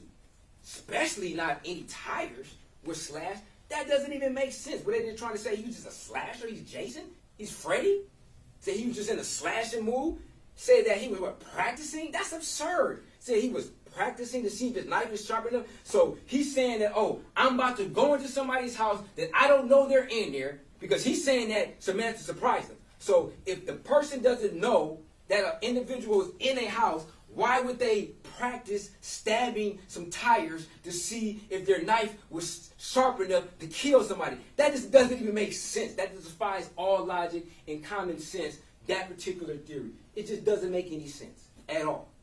So there was motion at 4:20, which we know is Samantha Woll in her last attempt to leave the apartment. But however, they want you to believe that Mr. Jackson-Bolanos came in there at 4:20, tussled with her, hit her a couple of times, stabbed her twice in the neck, in the front of the neck, 3 times in the side of the neck, twice in the top of the head, once in the back of the head, in the back of the neck, all in what? 20 seconds, 10 seconds? Their own witness said that this activity had to be brief from 4:20 in order for the system to go into idle mode at 4:22. It had to be brief. Can't do all of this. And then they saying he's a thief. He's an opportunist. He's so desperate. He's so desperate for money. But you see all these things of value and you don't take it after you just allegedly committed a murder? You don't take things of value? You don't take a purse? You don't take a wallet? You don't take a laptop? You don't take car keys? You don't at least open the door? There's nobody in there. There's no evidence whatsoever that from the outside you will be able to see her door open. Then they show you with the light on. So they want you to believe that Mr. Jackson-Bolanos, who's been avoiding confrontation all night, is going to walk into an apartment with the light on at 4:20? He didn't touch any door handle of any apartment. No, none at all. There's no surveillance whatsoever that suggests that he even walked up to any window and peered in and looked in. Touched nothing except door handles of cars. And I'm not trying to say that what he did was right. We're not saying that Mr. Jackson-Bolanos is an angel. But what he's not a murderer. He's not a home invader. Those are two different things. Now, they're trying to stretch it and say, oh, a person who will go into your car, will go into your house and stab you? That's a crime of passion. If a person who's a petty thief, which he's been a petty thief, goes into a house, sees somebody, he runs. He runs the opposite direction. He doesn't run towards them and start to stab them. He doesn't run towards them. He runs away, which is consistent with what Mr. Jackson-Bolanos has been doing that entire night, running away from people. Running away from people. Not running towards them in an attempt to assault them. For what? To go and break into somebody's house to assault them for what? Just to kill them and not take anything? To not ransack? To look for anything? What purpose would that be? And then he's walking. He's walking. He's walking towards people. Surely he would have been, after the projection of blood and all that blood, he would have had blood on him. He's walking towards individuals. He could have walked the other side of the service drive, walked down the grass and stayed in the shadows. Obviously he knows people are outside. He's walking right by them. They would notice somebody covered in blood at 4:20 in the morning, 4:23 in the morning. They would notice that. That would pique your curiosity. That's something you would not forget. Nobody else is out there who's walking. They're striking. They don't even bat an eye. They don't even turn their head. They don't even notice him. Had he been covered in blood, had he had blood on him, he's not wiping his face. Doesn't have blood on him. And just like Sullivan stated, they blew this picture up to 1,000% to see if they could have any traces of blood on Mr. Jackson-Bolanos. They analyzed that, super analyzed that. They had the FBI, they had Michigan State Police, they had Detroit Police. You don't think they analyzed that? We know they did because Sullivan said they blew that picture up to the most that they could, and there was no evidence to suggest whatsoever that he had a trace of blood that's visible. Only a little trace on his arm for touching her.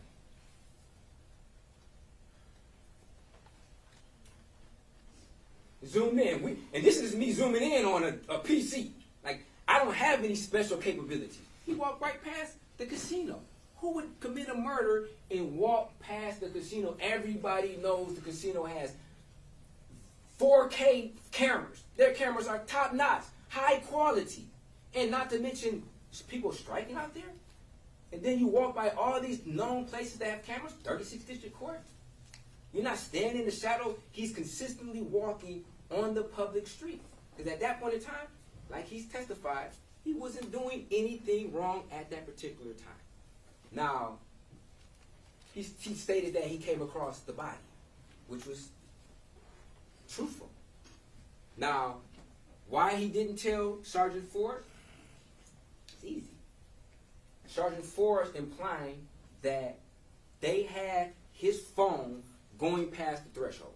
So in your mind, you know you're out there doing wrong. You're already a thief. They already labeled you as a criminal.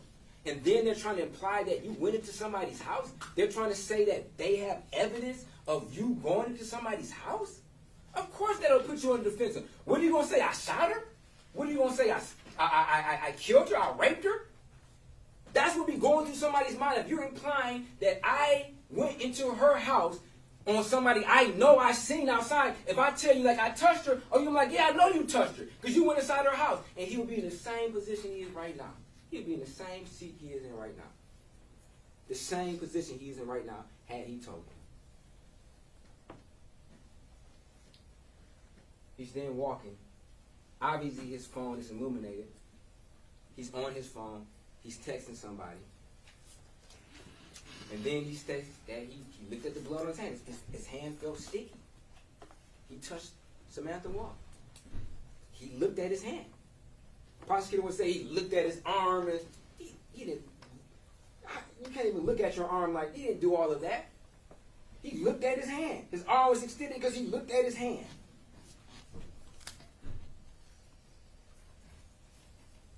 And he panicked, which is understanding.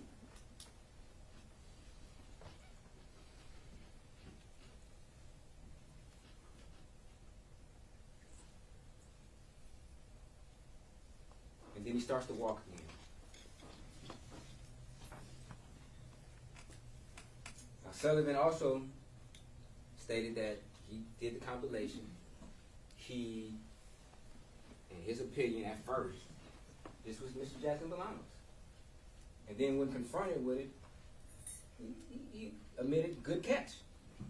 Now, the prosecutor may say this is insignificant as far as, oh, out of all these hours, he got only 1 minute wrong as far as that. But I think that's significant, because at another time at 1:53, after Mr. Jackson-Bolanos was walking down Rivard, the prosecutor's trying to insinuate that that was Mr. Jackson-Bolanos inside the apartments that's depicted on the Chrysler surveillance, the Chrysler school surveillance.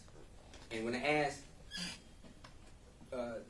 Sergeant Sullivan about it, he was saying, oh, I can't say that's him. Legally, I can't say that's him. And I'm like, you don't even know whether or not that person came checking on their car. That's their particular car that came out their apartment. No, I don't. I don't even know that. But then they're trying to insinuate that they know that that's Mr. Jackson-Bolanos, even though he testified that he walked up Rivard, made a left on Lafayette, and hit some cars, and found a bag, and placed that bag in the bush.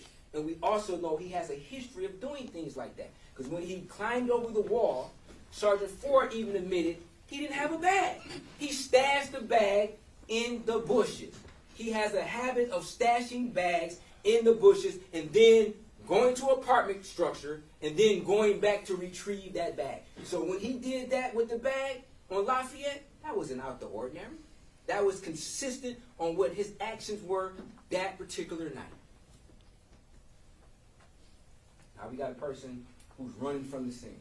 Why would this person be running from the scene around the time that there is no more emotion inside of her apartment? Now, this individual appears to be wearing glasses. Looks like he has somewhat of a distinct haircut. What's that in his hand? Could it be a knife? We know Sergeant Sullivan stated that they did a geofence. It's where they look at all the cell phones in this particular area. They couldn't find a cell phone from him, which to suggest that this person didn't have a cell phone. Now, the prosecutor indicated that they had all the video from all this area. Where's the video of this person running to? Where does he run to? If you got all this video of the area, why don't you have this person where they ran to? Could this person be somebody who's testified? I don't know. Could be. Could it be Hersman? I don't know. It looks very similar to me. It looks very similar to me. This person running from the scene looks very similar to Jeff Hersman. Haircut, glasses, even the coat he's wearing looks very similar. Very similar indeed.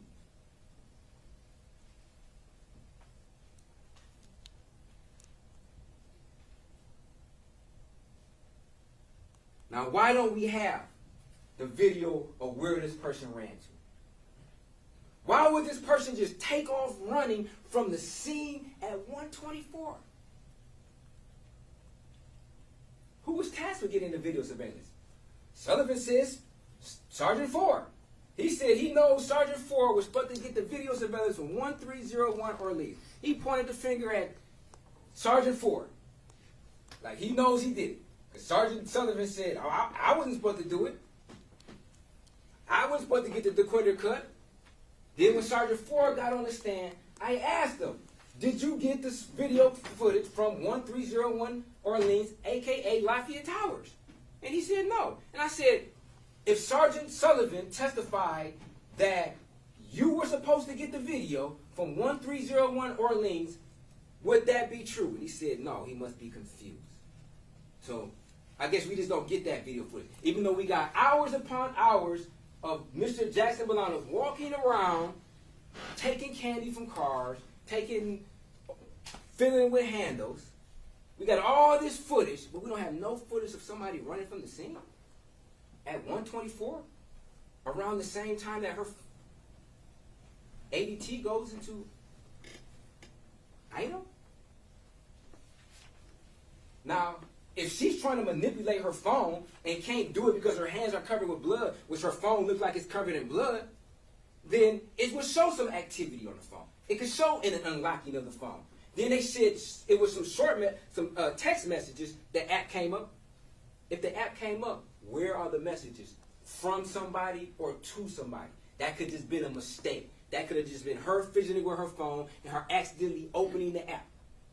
Because if nobody's sending you a text message, why would you open the app? If you're not sending out a text message, why would you open the app up? The last text message was way prior to that. Then we had the interrogation. We had Sergeant Stephen Ford. Ford says that your whole body made it easy to track you. But then he states that this is not Mr. Jackson-Bolanos, which we know this is Mr. Jackson-Bolanos.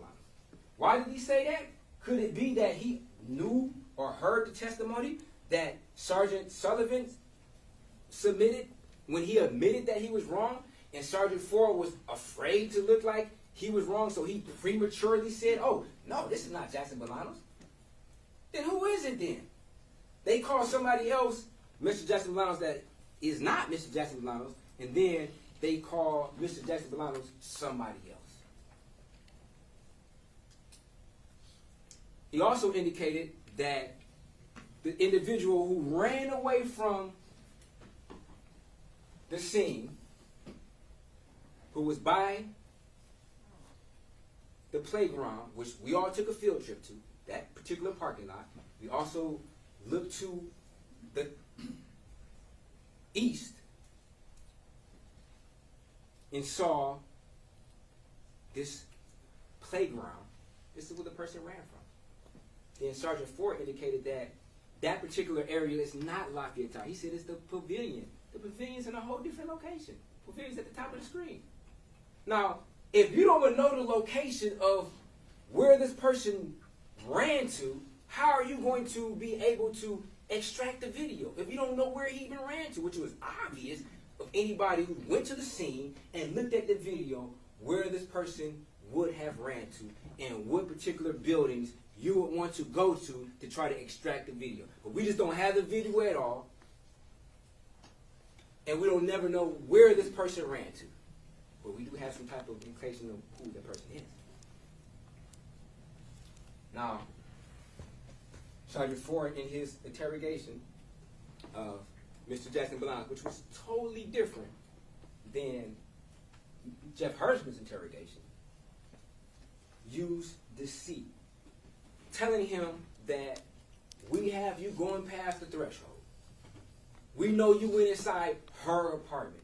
Repeatedly kept saying her. Repeatedly kept referring to her. And then when Mr. Jackson-Bolanos responds to it, what does he say? I mean, this is just over and over again. We're going through this. Right, and we're going through it. You guys are homicide, bro. I'm not in the same fucking field. Being these is totally different from a fucking homicide. Getting into a car, this is different, bro. I did not do no homicides. I don't know nobody. I didn't see nobody. Nothing, bro. This happened over a month ago, so we've been working on this for a while, right? Okay. So we're having this conversation after we've been working this constantly. Okay. So even though the media wants their information now, we want to make sure we have the right person in front of us. And I hope you guys get the right person, but this is not me, bro. I don't do that. So, I only fuck with cars, and I'm a music manager. So even if that's true, even if what you're saying is true, you would have tripped over her. I would have tripped over who? I didn't trip over nobody. There was nobody there. I only seen a white fucking car and a yellow light. Why do you keep trying to go back to the same person, bro? I don't know nothing about this. You keep saying her. I don't know no her, no hims, no them, us. Okay, listen. We're never saying word here. You would have tripped over our Bobby. Now, was this Sergeant Ford's attempt to be using deceitful tactics in order to, I guess, what he considers to garner the truth? Or was it just Sergeant Ford forgetting what he just said 10 seconds earlier in this particular interview?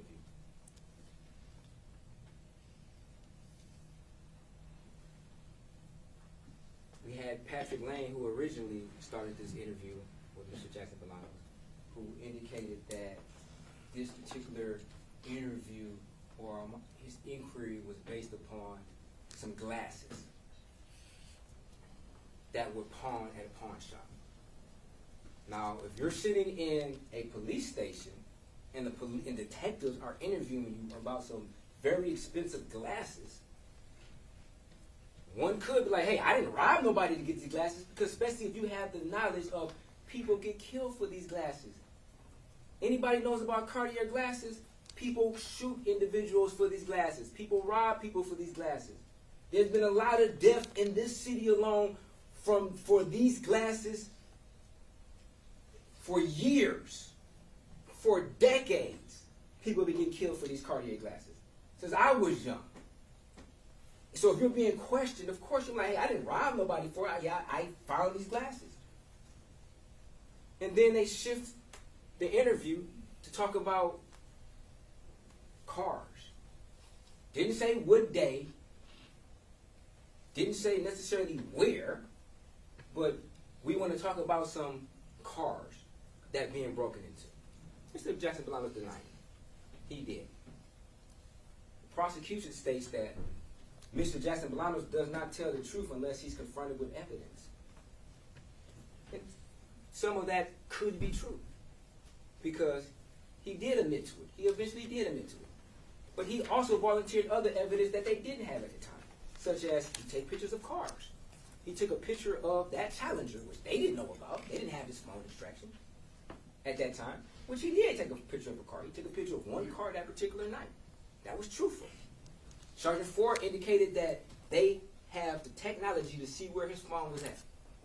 What does Mr. Jackson-Bolanos do? He voluntarily surrenders his phone. He says, take my phone. I'll give you the consent. You can look through my phone. I'll give you the consent. In an attempt to hopefully can be exonerated, I guess he was thinking that they have GPS, because he knows his location zone. He shares his location with his girlfriend. They share the location together. So if she can see where I'm at any given time, why can't the police see where he was at that particular time? Why can't they pinpoint his GPS coordinates at that particular time? Why they got to go like, oh, he was just in the area? Very convenient. Very convenient. Sergeant Lane, he didn't watch any videos before the interrogation. He had 10 minutes worth of information prior to the interrogation. Sergeant Ford indicated that, in fact, he provided Sergeant Lane those videos. So did Sergeant Lane just fail to watch them? To not do your homework prior to investigating and interrogating? Mr. Jackson-Bolanos also said that he held a gun before. He didn't know Samantha Woll was stabbed. He thought she might have been, because that's the #1 type of homicide in Detroit. It's a shooting. So he was like, hey, I didn't shoot nobody. I've held a gun before, but I've never shot. Detective Lane himself said that had Mr. Jackson-Bolanos indicated, hey, I didn't stab her, then yes, that would have raised his suspicion because she was stabbed. Or had Samantha Woll been suffocated to death, and he's like, oh, I never choked nobody out, that would have raised suspicion because he in fact said he didn't do what the very cause of that particular individual's homicide would have been. But Mr. Jackson-Bolanos, he didn't know how she died. He didn't know what the particular cause of that particular death was. Was it a stabbing? Was it a shooting?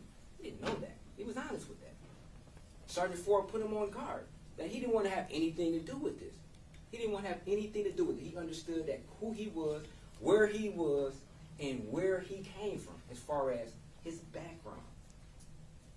Sergeant Ford also said that himself, like, we know your background. We've done our homework on you. This is somewhat out the character.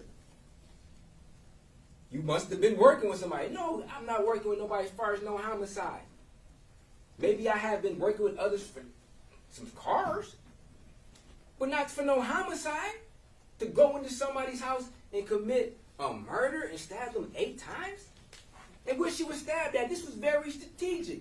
Somebody wanted to kill her. She wasn't stabbed by somebody who's scared, who's just swinging and would have stabbed in the arm, maybe stabbed in the leg, stabbed in the stomach. This was all for the neck. And then after somebody was on top of her, stabbed her some more times. This was deliberate. This was a deliberate act, a crime of passion. This was not some just, oh, I'm walking in and I stumble across somebody and I get scared and I'm going to run against them and then I'm going to stab them multiple times. Absolutely not. Then we had the now officer in charge, Lieutenant Sanchez, who indicated that he became the OIC 5 days before trial on June the 5th, 2024. Testified that he only collects clothing when there's visible smears and patterns of blood, even though Mr. Jackson-Bolanos was visible. He also indicated that if there's any type of contradiction between whether or not somebody touched the body, he may seize the clothes. We had a contradiction between Kevin Moore and Officer Dow on whether or not that body was touched. And I'm not suggesting that Kevin Moore is the murderer, but to do a thorough analysis, especially for comparative reasons, and I guess maybe the prosecution wants to suggest, oh, us as defense, we could have went over to Kevin Moore's house and took his clothes and did our own independent analysis to determine whether or not he has blood on him. I guess they might come say that on everybody. Because they've already implied that, like, it's the defense's obligation to investigate and solve this case. Even though that picture looked like Jeff Hirschman, I think we may have. Where's the clothing of Jeff Hirschman? Like I stated, he indicated that had he known what Jeff Hirschman was wearing, he would have seized those clothes. Okay, how do you find out what he's wearing? You ask questions. You go interview people who at the synagogue and say, did you see Jeff on Friday? What was he wearing? He was wearing this? Okay, then we can go to his house and see if we find some similar clothing that match those descriptions. How else do we find out? We extract the video. He doesn't even know there's video even at the synagogue. I'm pretty sure there probably is video at that synagogue, but they didn't take the time to pull that and extract that video because it didn't fit their narrative. Now, Jeff Hirschman,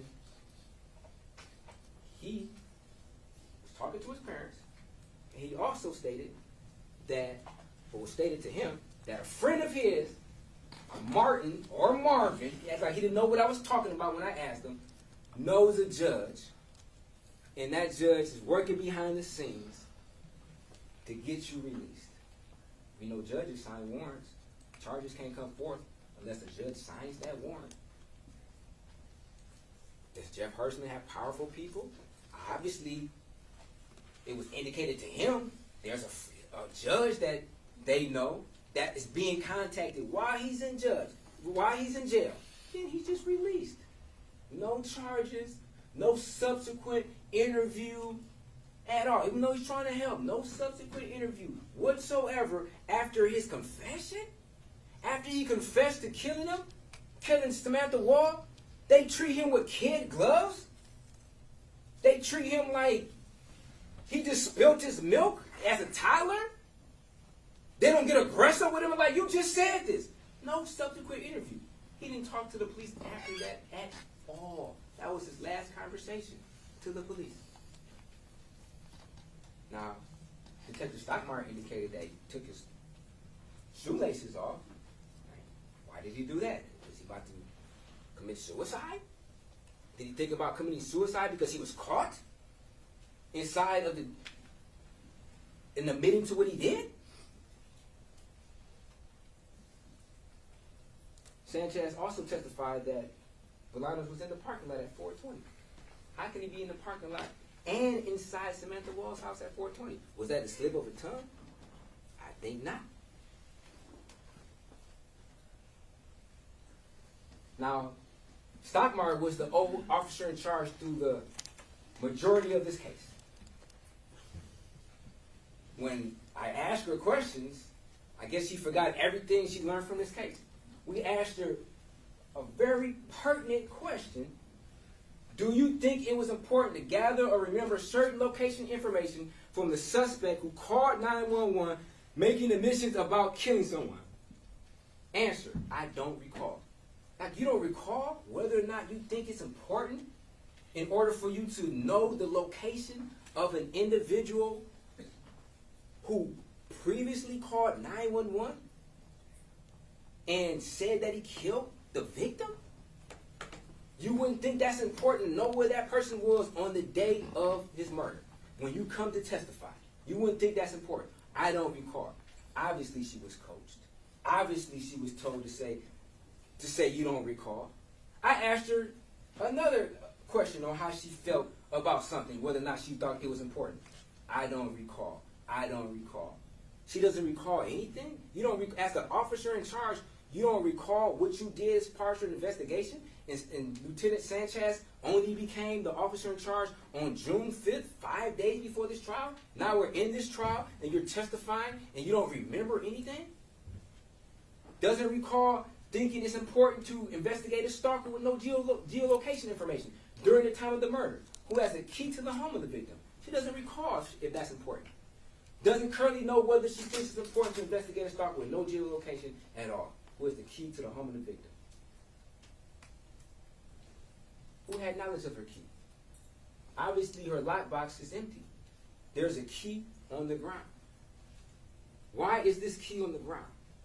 We know that her personal key to the location was inside of her purse. This is not the key she uses.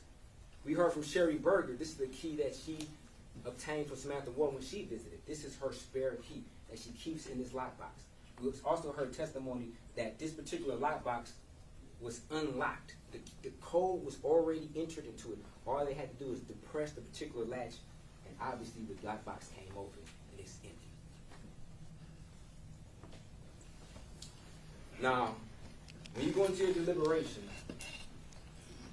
you're going to get jury instructions. They want you guys to wrongfully convict Mr. Jackson-Bolanos of first-degree felony murder. They cannot meet any of their elements to this crime. Mr. Jackson-Bolanos did not cause the death of Samantha Woll at all. She died from stab wounds, yes, but not anything that was inflicted by Mr. Jackson-Bolanos. Mr. Jackson-Bolanos had no intent to kill, harm, assault, any type of unwanted touching to Samantha Woll. Nor did he ever go inside of Samantha Woll's house. There's not a shred of evidence that would suggest Mr. Jackson-Bolanos went inside her house. Contrary to that, it's evidence that he did not, based upon what he was doing that night, hitting handles, stealing candy, stealing backpacks. You're not going to steal a wallet? You're not going to steal a laptop? You're not going to steal a purse? You steal candy, but you're not going to steal a purse? You're not going to steal car keys? You're not going to steal things that have an apparent value to them versus stealing some candy, some gloves, some chapstick, some headphones that were in a bag? That doesn't make sense. The prosecutor must prove beyond a reasonable doubt that Mr. Jackson-Bolanos tried to do an attempted larceny, that he attempted to take some of Samantha Woll's property without consent. There was movement of that property or attempted movement of that property. And he intended to deprive Samantha Woll of that particular property. And they can't prove that. There was no attempt. Because if there was an attempt, they would have been successful. He would have been successful in removing whatever property he wanted from that particular location. He would have took things. Things of value. What else was, we've heard from witnesses, if there was something of value that was taken, surely the prosecution would have put that witness on the stand and say, oh, I know Samantha has this particular item, and it's not there no more. Or Samantha has this particular item, and it's not there no more. All her items of value were there. So now the prosecutor wants to try to insinuate and suggest like, oh, we don't know whether or not anything was taken. They can't prove anything was taken because nothing was taken other than Samantha Woll's life from somebody who intended to take her life. And I feel bad for not just Samantha Woll, but the family, because they're not getting justice. They're not getting justice right now. With this individual on the stand, on the trial, fighting for his life, this is not justice. This is not justice. Like I said, the blood tells the story. Samantha Woll is speaking through her blood. The fact that this particular incident extended for a period of time. She was in the apartment for a period of time. She then got up, triggered the motion, stumbled outside, and collapsed. This did not happen in a matter of 2 minutes. Their own experts contradict that. Their own experts contradict their very theory that Samantha Woll got stabbed and then stumbled outside. And they want you to believe that Samantha Woll didn't start bleeding until whoever did this left the scene. Absolutely not. Absolutely not. Whoever's footprint that was, in record 26, because we know it's not Mr. Jackson-Bolanos' footprint, whoever's footprint that is the killer. Judge objection. Can we approach on that? Yes.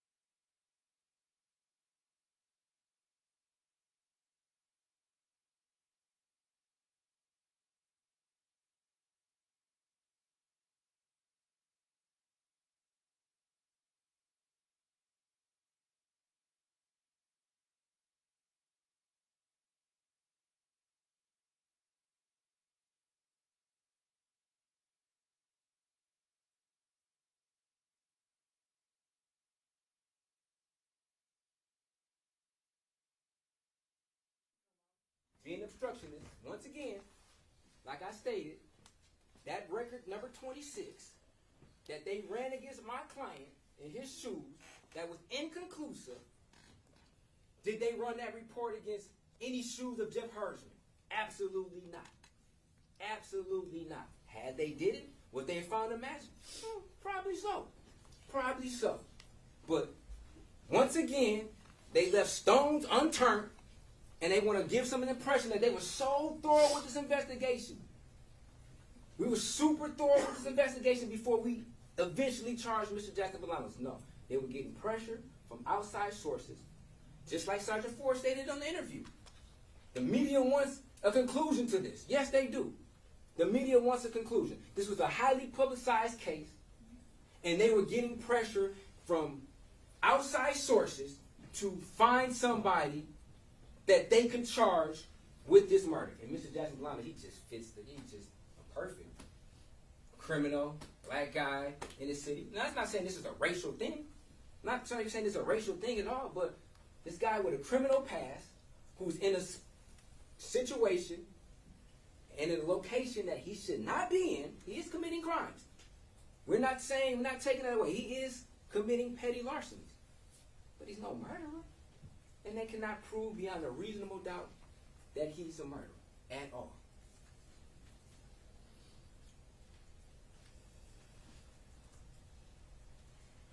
Definitely they can't prove that he went inside the house. Because the truth begets truth. Lies beget lies. It's like when Ford, how you going to be deceptive with somebody and then expect the truth? Especially when you put people on guard. See, like the truth is like water. And what I mean that, it's not just because we need the truth to survive, like we need water to survive. The truth is like water in the sense that if I take this bottle of water right now and I pour some gasoline in this water and I shake it up, then I drink the water. The water's going to be bitter, it's going to be nasty. Why? Because that gasoline is going to contaminate the water. Same thing with the truth. If I had a bottle of truth and then I shake it up and I put some lies in there, it's going to be bitter because why? The lies will contaminate the truth.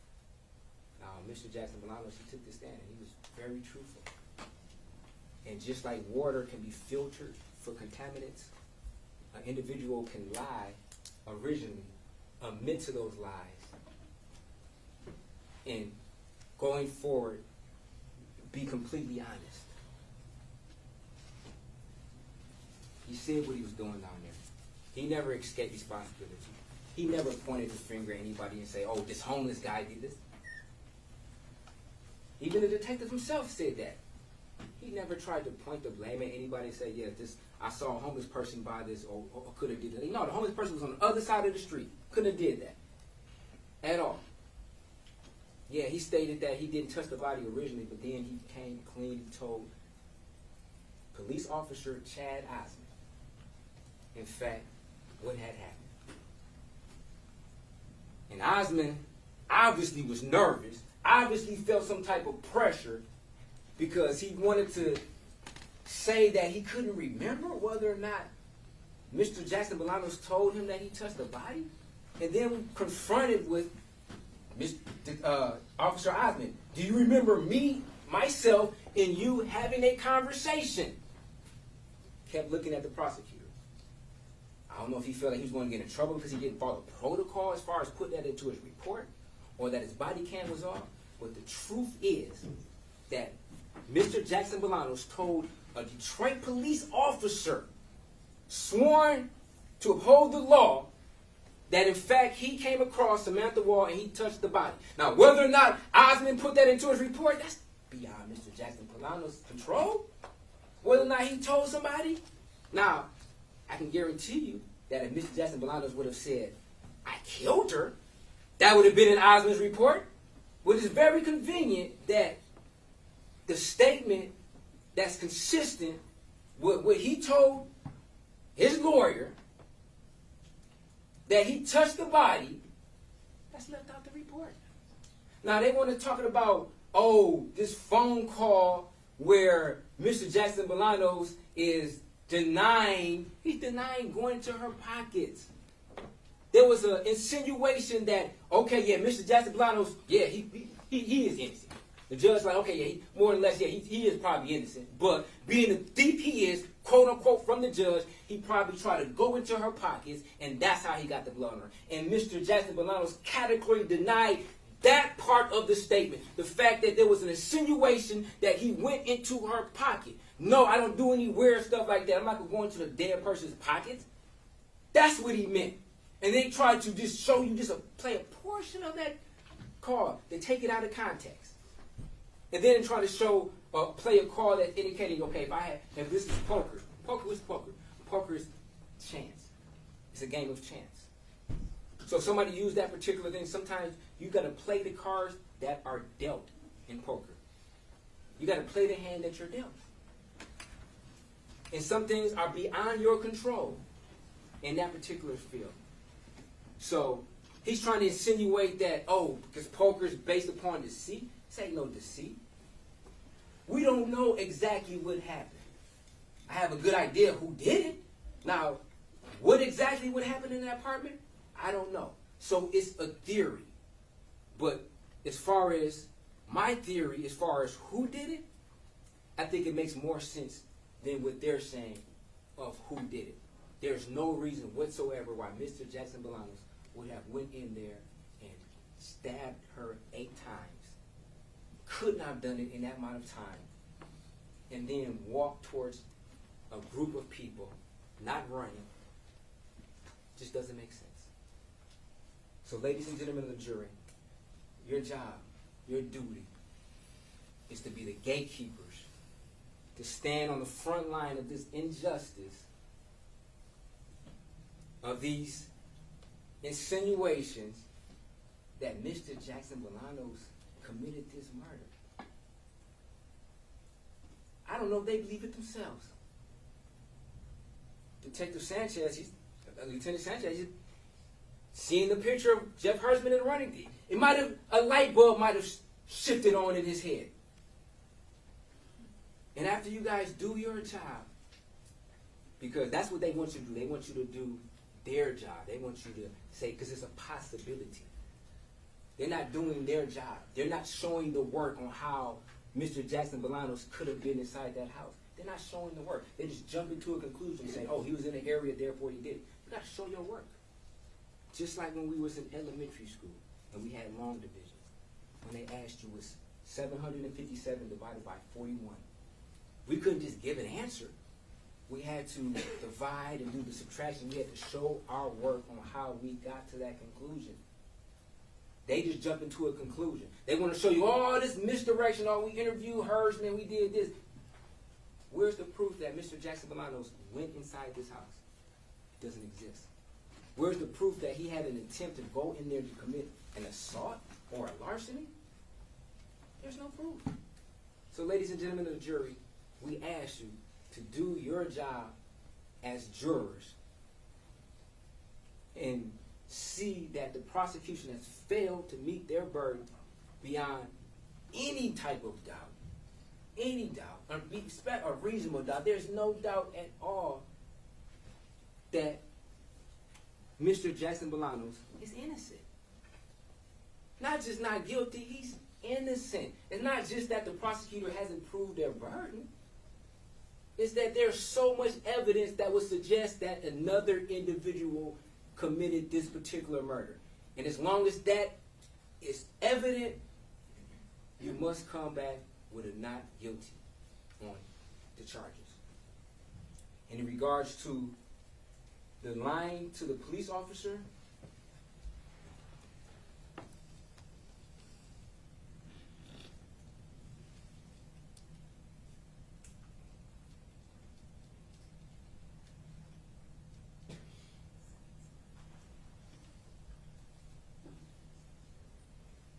the crimes that were being investigated, that's an element. These are detectives, homicide detectives. They weren't investigating on larcenies. There was not any type of criminal investigation for larcenies. Why was it Mr. Jackson-Bolanos charged? Homicide detectives don't investigate larcenies. They investigate homicides. Just like when they showed Mr. Jackson-Bolanos' card, the homicide card, Sergeant Ford, in Lane, Mr. Jackson-Bolanos became emotional and said, like, "Hey, I don't have anything to do with any homicide. That's not me." These are homicide detectives. They can't even meet number 2 of the elements, because there was no larcenies that was being investigated. They weren't investigating. They were trying to lure him in. They were investigating the homicide, and they beat all around the bush. They started talking about some glasses. Then they started talking about some cars they was never charged with. Nobody was ever interviewed. They never even tried to find out whether or not somebody's car was actually open and things removed from it.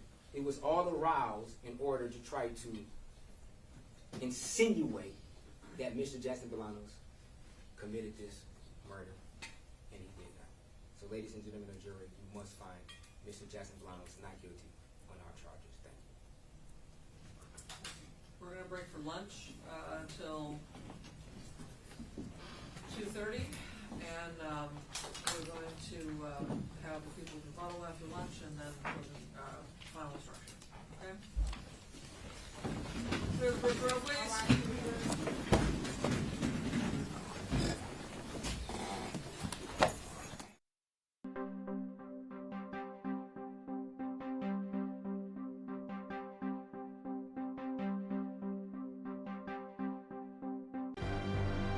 On air and streaming live, CBS News Detroit at noon starts now. Good afternoon, and thanks so much for joining us here on CBS News Detroit. I'm Rochelle Graham with the next weather forecaster, Stacey DeFord. Stacey, for those of us who try to keep flowers alive for a few months out of the year, we're getting some help, but we won't have to drag the hose around. Oh, we're going to get a lot of help. Maybe more help than we need.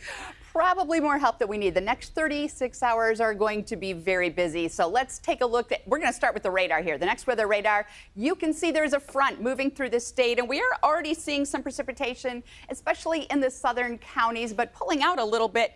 This is the remnants of Tropical Storm Beryl making its way towards us, and we are expecting to feel the effects of that starting later on tonight. So here is what we are watching. We do have a flood watch that starts tonight and continues through Wednesday. We will continue to see some scattered showers off and on throughout the day today. By Friday, we are looking at sunshine, a sunny end to the work week. Now, if you are heading out this afternoon, you're going to continue to see those clouds increasing. We do have a chance of some showers moving through in the afternoon, just some light rain, light showers, temperatures going up through the 80s, expecting a high near 85 degrees this afternoon. And then overnight tonight, those temperatures going to drop down into the 60s, mid to upper 60s for everyone, and that is when we're going to see the real precipitation moving in. So we are under a flood watch. Most every county except for Monroe and Lenawee is under a flood watch that starts tonight at 11 o'clock and it continues through Wednesday at 8 p.m. We could see between 2 and 4 inches of rain by the time this system moves out. So coming up, we're going to take a closer look at when it moves in, when it moves out, and when it's going to be the heaviest. All right, Stacey, thanks so much. It's day 15 of the Samantha Woll murder trial. Closing arguments started this morning. Both the prosecution and defense will have one last word with the jury before deliberations. Let's bring in our Jordan Burroughs now. He's been following this case for us. Jordan, what are some key arguments you've heard made today? Rochelle, let's start with the defense. They're giving their closing arguments as we speak. The prosecution, on the other hand, they started the day. They took about 2 hours. And then Judge Van Houten called for a quick break. Right now, the defense is talking to the jury about why they should not convict the defendant, Michael Jackson-Bolanos, of first-degree murder in the Samantha Woll murder trial, among other charges. The prosecution started the day off by telling the jury there are too many coincidences and circumstances that should convince jurors that Michael Jackson-Bolanos should be found guilty. They mentioned and showed in court what they say are lies to police on the record. The defense addressed the jury by denying the prosecution's claims and said Michael Jackson-Bolanos was, quote, in the wrong place at the wrong time. They said the evidence does not line up and mentioned how Jackson-Bolanos feels bad he did not do more to get help to Samantha Woll. I can't tell you what exactly happened inside of Samantha Woll's apartment, inside her home on October 21st of 2023. I can't tell you exactly what happened.